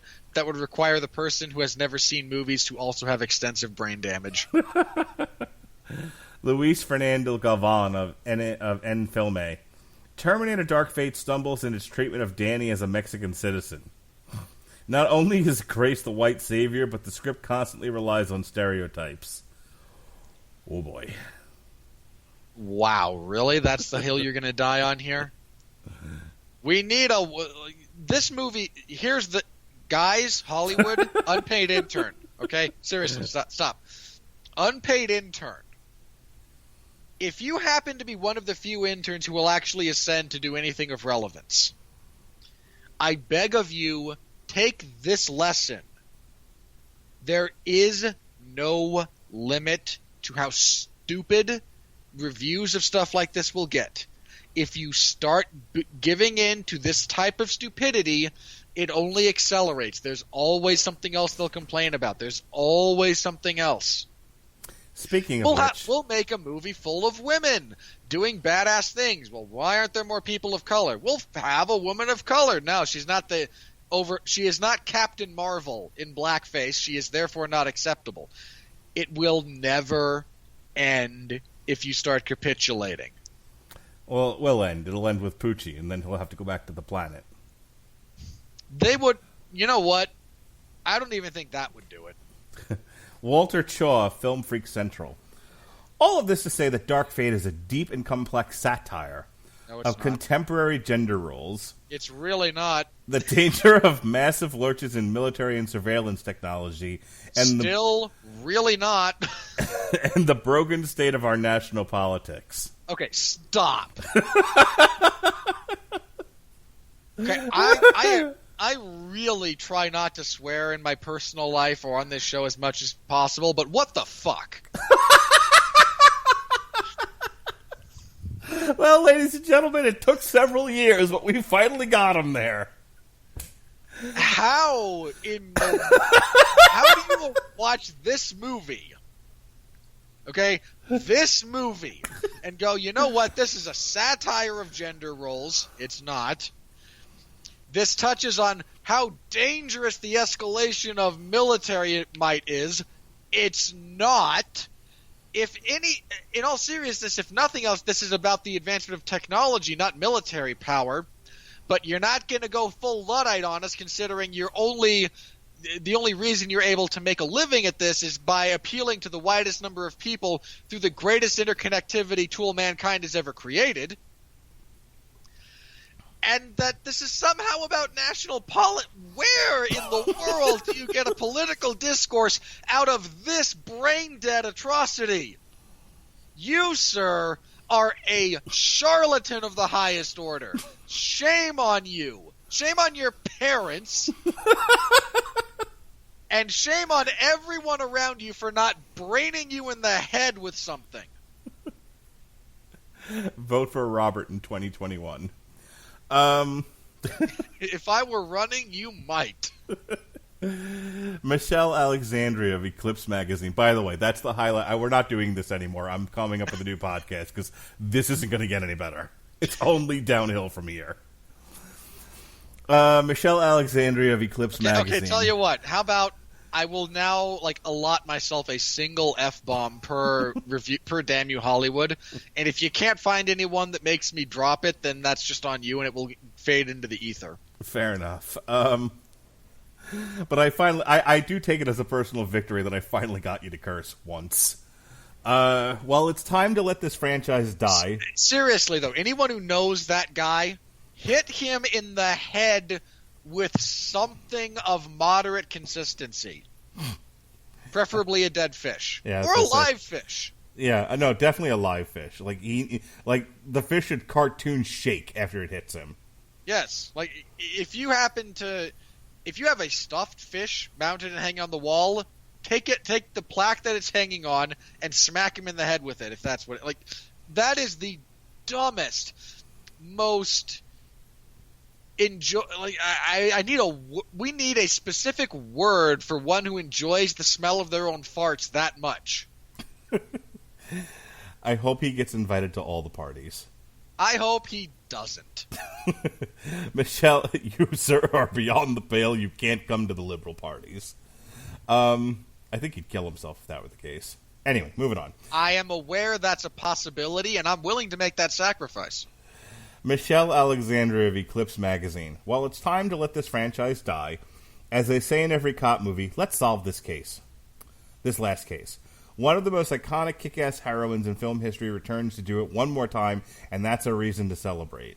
Hang on. Look, that's a lot of patting yourself on the back for your review. But there is some truth to that. You know what? Look, again, the merits of this franchise, it, again, desperately needs a paradigm shift, if nothing else.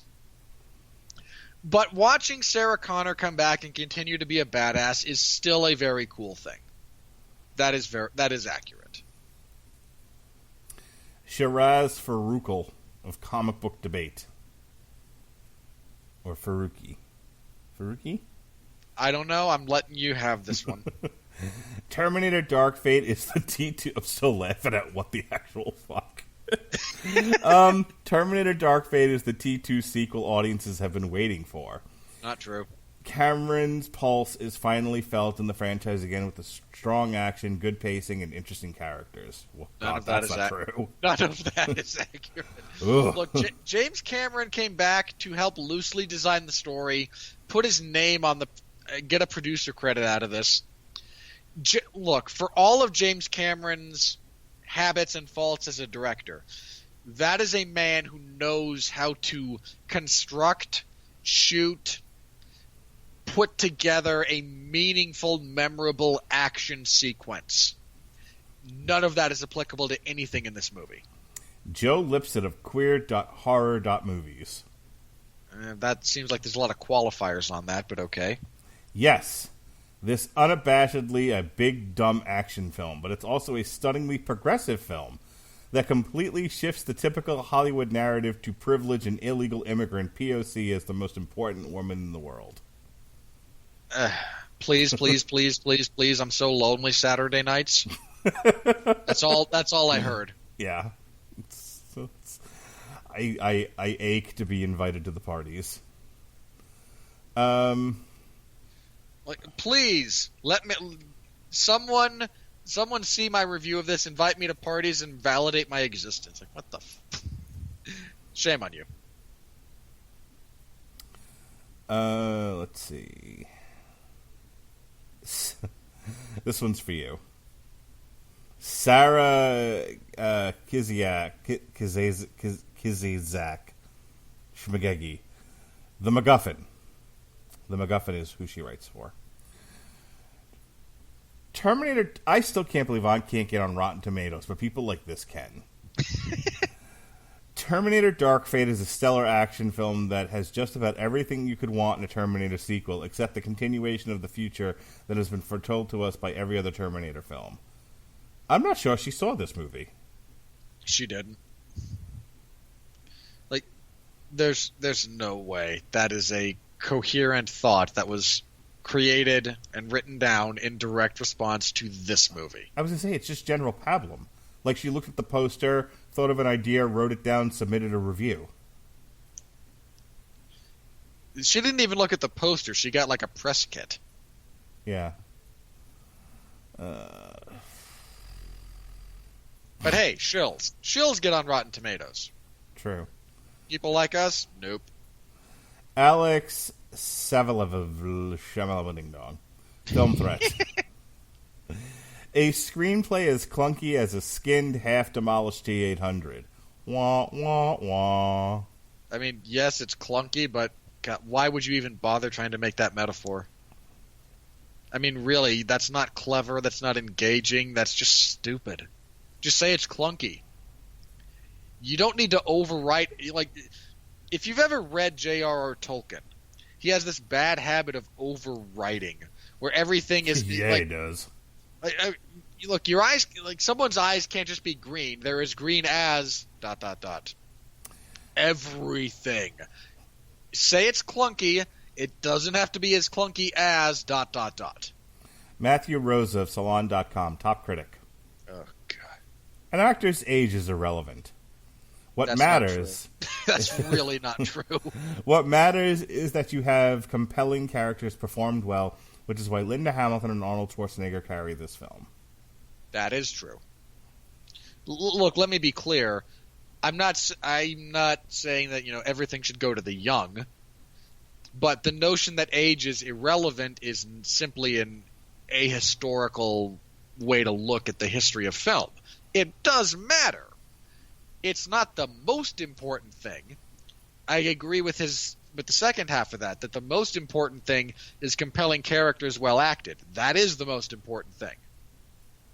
But the notion that age is irrelevant is, again, it's just completely and utterly incorrect. I'd actually argue that in the case of someone like, look, let's take a look at Hamilton and Schwarzenegger from this movie, for example. You think what they do is half as compelling if they're not grizzled and aged? It lends weight to what they're doing. It does matter. Nick Johnston at Vanyaland.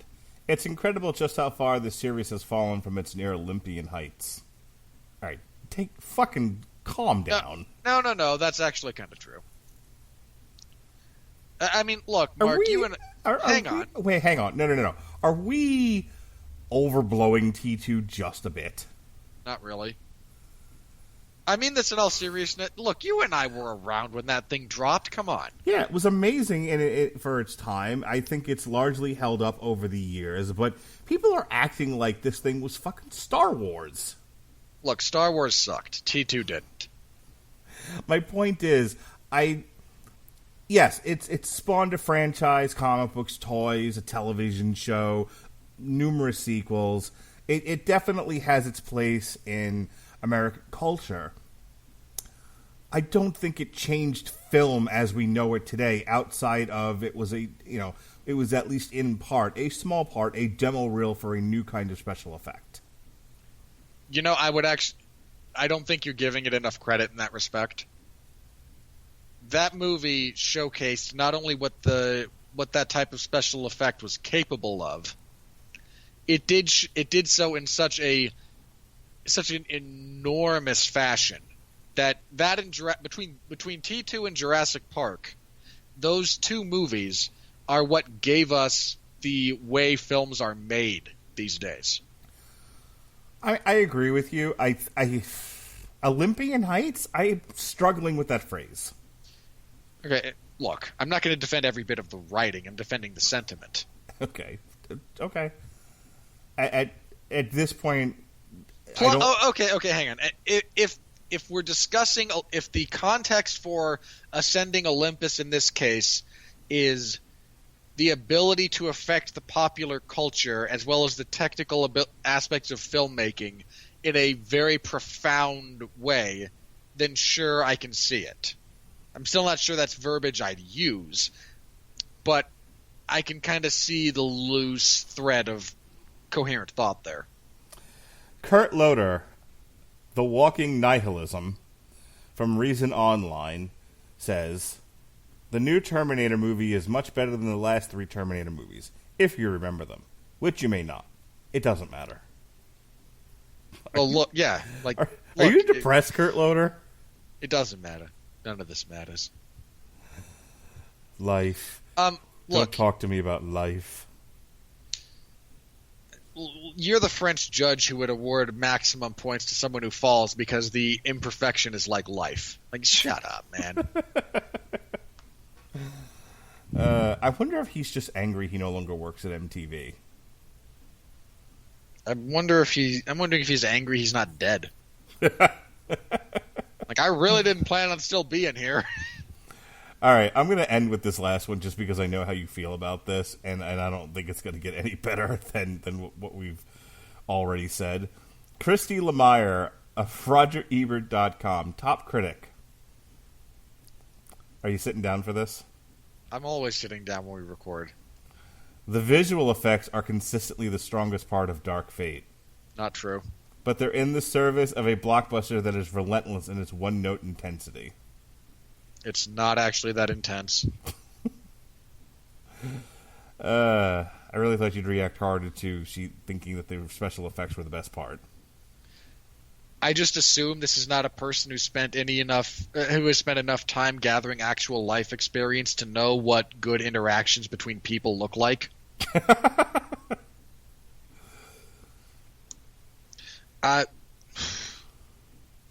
Look, they're not like some of the visual effects are perfectly serviceable, but like, what about them is blowing you away? In all seriousness, what bit of CGI, be that practical or not, what bit of the effects stuck out to you? Hey, you know what? Because I got nothing. Hey, Grandpa Joe Morgenstern of the Wall Street Journal, top critic. The plot makes no sense. Time travel as multiverse dada. Worse still, it renders meaningless the struggle that gave the first 2 films of the franchise an epic dimension. That's not true. Don't yell at Grandpa. I'm gonna yell at the old man.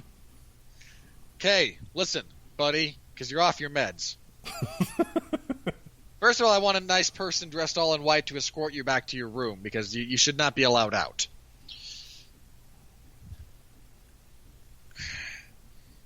The plot of this movie is not confusing. If you could follow the plot of Terminator and Terminator 2, you can follow the plot of this. Considering it's the exact same one. Correct. the notion that this movie somehow detracts from the weight of the first two is also, like, how was that your same complaint about 3? If I looked up your review of Terminator 3 Rise of the Machines, did you complain that, well, the reality of Judgment Day as such being inevitable just renders moot everything they tried to do in the first 2 movies? No, it bloody well doesn't. Man's constant struggle, man in this case being humanity, the constant struggle against our own impulses towards catastrophic self-destruction is something of an evergreen story. I'm just going to throw that out there.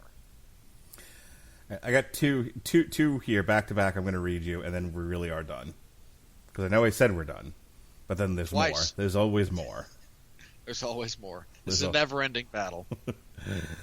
You're gonna leave the cocaine on the pier. There's always more. A smart man knows when to walk away. John Urbansich. What's that from? That's from The Wire. Your Movies, Cleveland.com, and this will be followed by Lee Patch of Herald Sun, Australia. Ladies rule. Arnold gets a funny retool, and some cheeky implausibility makes it kind of cool. And then finally... Wow, you write that for your senior poem, buddy? And then finally, Rev 9 is easily the most sophisticated, sinister, and pimped out piece of murder tech to ever appear in a Terminator movie. None of that is true. God, just This is demonstrably false. make it stop. All right, tomorrow Jesse and I will review something less painful, the new As I Lay Dying, Shaped by Fire. That's it for the week. The on trial that we were supposed to do on the 7th got moved to Veterans Day, so I will be doing that at the same time. Jesse and I dig deep and go crazy talking about Stephen King's N. But before that, Sunday night, Chris Bailey, and I will be reviewing AEW Full Gear. Oh boy, Chris Jericho versus Cody Rhodes, Big Slim Dog, 8-pound balls. Because really, what professional wrestling needs more of is 2 white men battling it out over the top prize in the business. Yep. 2 WWE washouts. Well, hang on. 1 washout, 1 over the hill guy. Chris Jericho's fat. And over the hill. Yeah. In addition to which, we'll be back for another Damn You Hollywood next week. We'll be reviewing Dr. Sleep. Yay! We'll be reviewing the new Rum Ahoy, Time to Party. It's time for a poop deck party, don't you know? And then, because nitpick, myself and Sean Comer will be doing an on-trial for The Shining. Don't you mean The Shining? Do you want to get sued, laddie? Shh, do you want to get sued? No one will watch Bare Knuckle Fighting Championships hang 9 on. with me. Who's trying to prosecute The Shining? That'd be me. Good luck. I'll find stuff to complain about. Well, of course you will. There's no explosions. Fuck you. And speaking of explosions, no one will watch Bare Knuckle Fighting Championship 9 with me. I'm so lonely.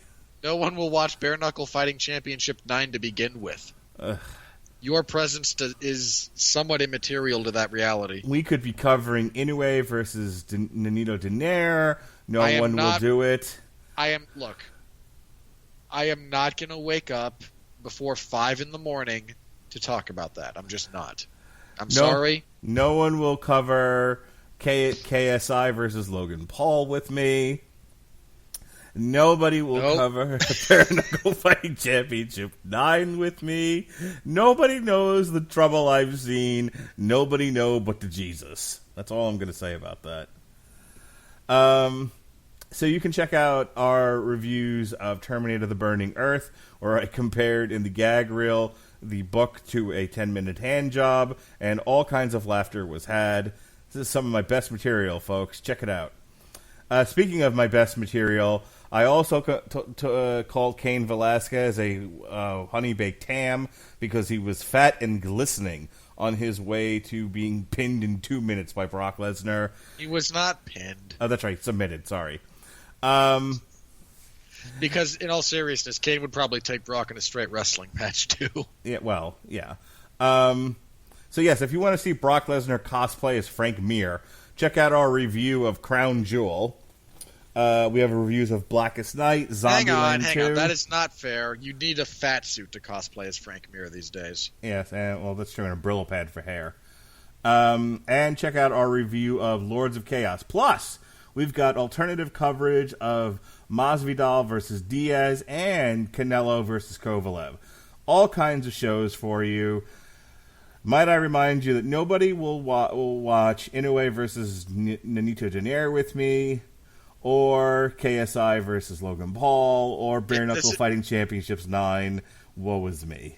This is Mark's very, very sad attempt at saying, please, anyone volunteer to do those with him? And if you would like to, you can check me out on Twitter at Mark Radulich, or on Facebook at Mark Radulich LCSW, or the Radulich and Broadcasting Network Facebook page. Somebody, please cover these things with me. See, please. Because if Mark just has to watch them on his own, he will have to face the sad, sad reality of what he has become. I'm very close to making my son, well, not the one on Thursday because he'll be at school, but he's begging me to watch Rocky 3. I'm very close to making him watch KSI versus Logan Paul and Bare Knuckle Fighting Championships 9 with me. He's asking to watch one of the better Rocky movies. In fact, arguably the second best. He might be doing it just to get out of going to bed, though. Seems legit. Look, I'd let him watch Clubber Lang and Rocky Balboa instead of going to bed because he's at school the next day. Hey, plug your thing. Hey, my dad did. Terrific. Look how I turned out. I hate my life. All right, Sundays you can find me hosting the 411 Ground and Pound MMA podcast. This last week we looked at UFC 244, the fallout. Where did Jeff land on the stoppage? He was fine with it. Look, he and I got to be the same people saying, hey guys, really, it's not a bad stoppage due to the cuts. Calm the fuck down. That doctor is getting all kinds of death threats. We live in a stupid world right now. That is very true. We talk about that. So Jorge Masvidal and Nate Diaz, the co-main event, that was relatively uninteresting. We go through the whole card. We preview the upcoming Russia card, which exists, but it's just kind of eh. And talk about news of the week, such as it is. Not a tremendous amount of news. But Conor McGregor keeps saying he's getting closer to fighting now that he's thrown $1 million at the Irish legal system for punching an old dude in the face to avoid jail time. So again, we talk about the news, and Saturday you can find my full report for UFC 244 in the MMA Zone of 411 Mania. You can find me this Saturday covering UFC on ESPN Plus 21. That's their return to Moscow. It's not a great card, but I'll be there talking about it, so stop by, say hello. I appreciate it. Maybe they'll hold off the main event of KSI versus Logan Paul until it's over. No. They won't. KSI and Logan Paul wouldn't have held off for Diaz and Masvidal because the audiences are so vastly different. I don't know why I'm making such a big deal about this. I have to watch Full Gear when it airs live anyway. I don't know. Why are you making such a big deal out of it? I don't know. I think I like to whine. Fair enough. I mean, I do too. I'm not exactly in a position to throw stones at that, as far as that goes. And again, next week we'll be back here on Damn You Hollywood to talk about Dr. Sleep, which should be a lot of fun. I'm looking forward to it. And making Mark watch a horror movie is always a good time. Well, it'll be in the wake of after I find out what's going on with my cancer, so that'll be a fun day for me. Yeah, that might get ugly. All right, for Robert Winfree, this has been and Mark Radulich. This has been Damn You Hollywood. Be well, be safe, and behave. See you next time.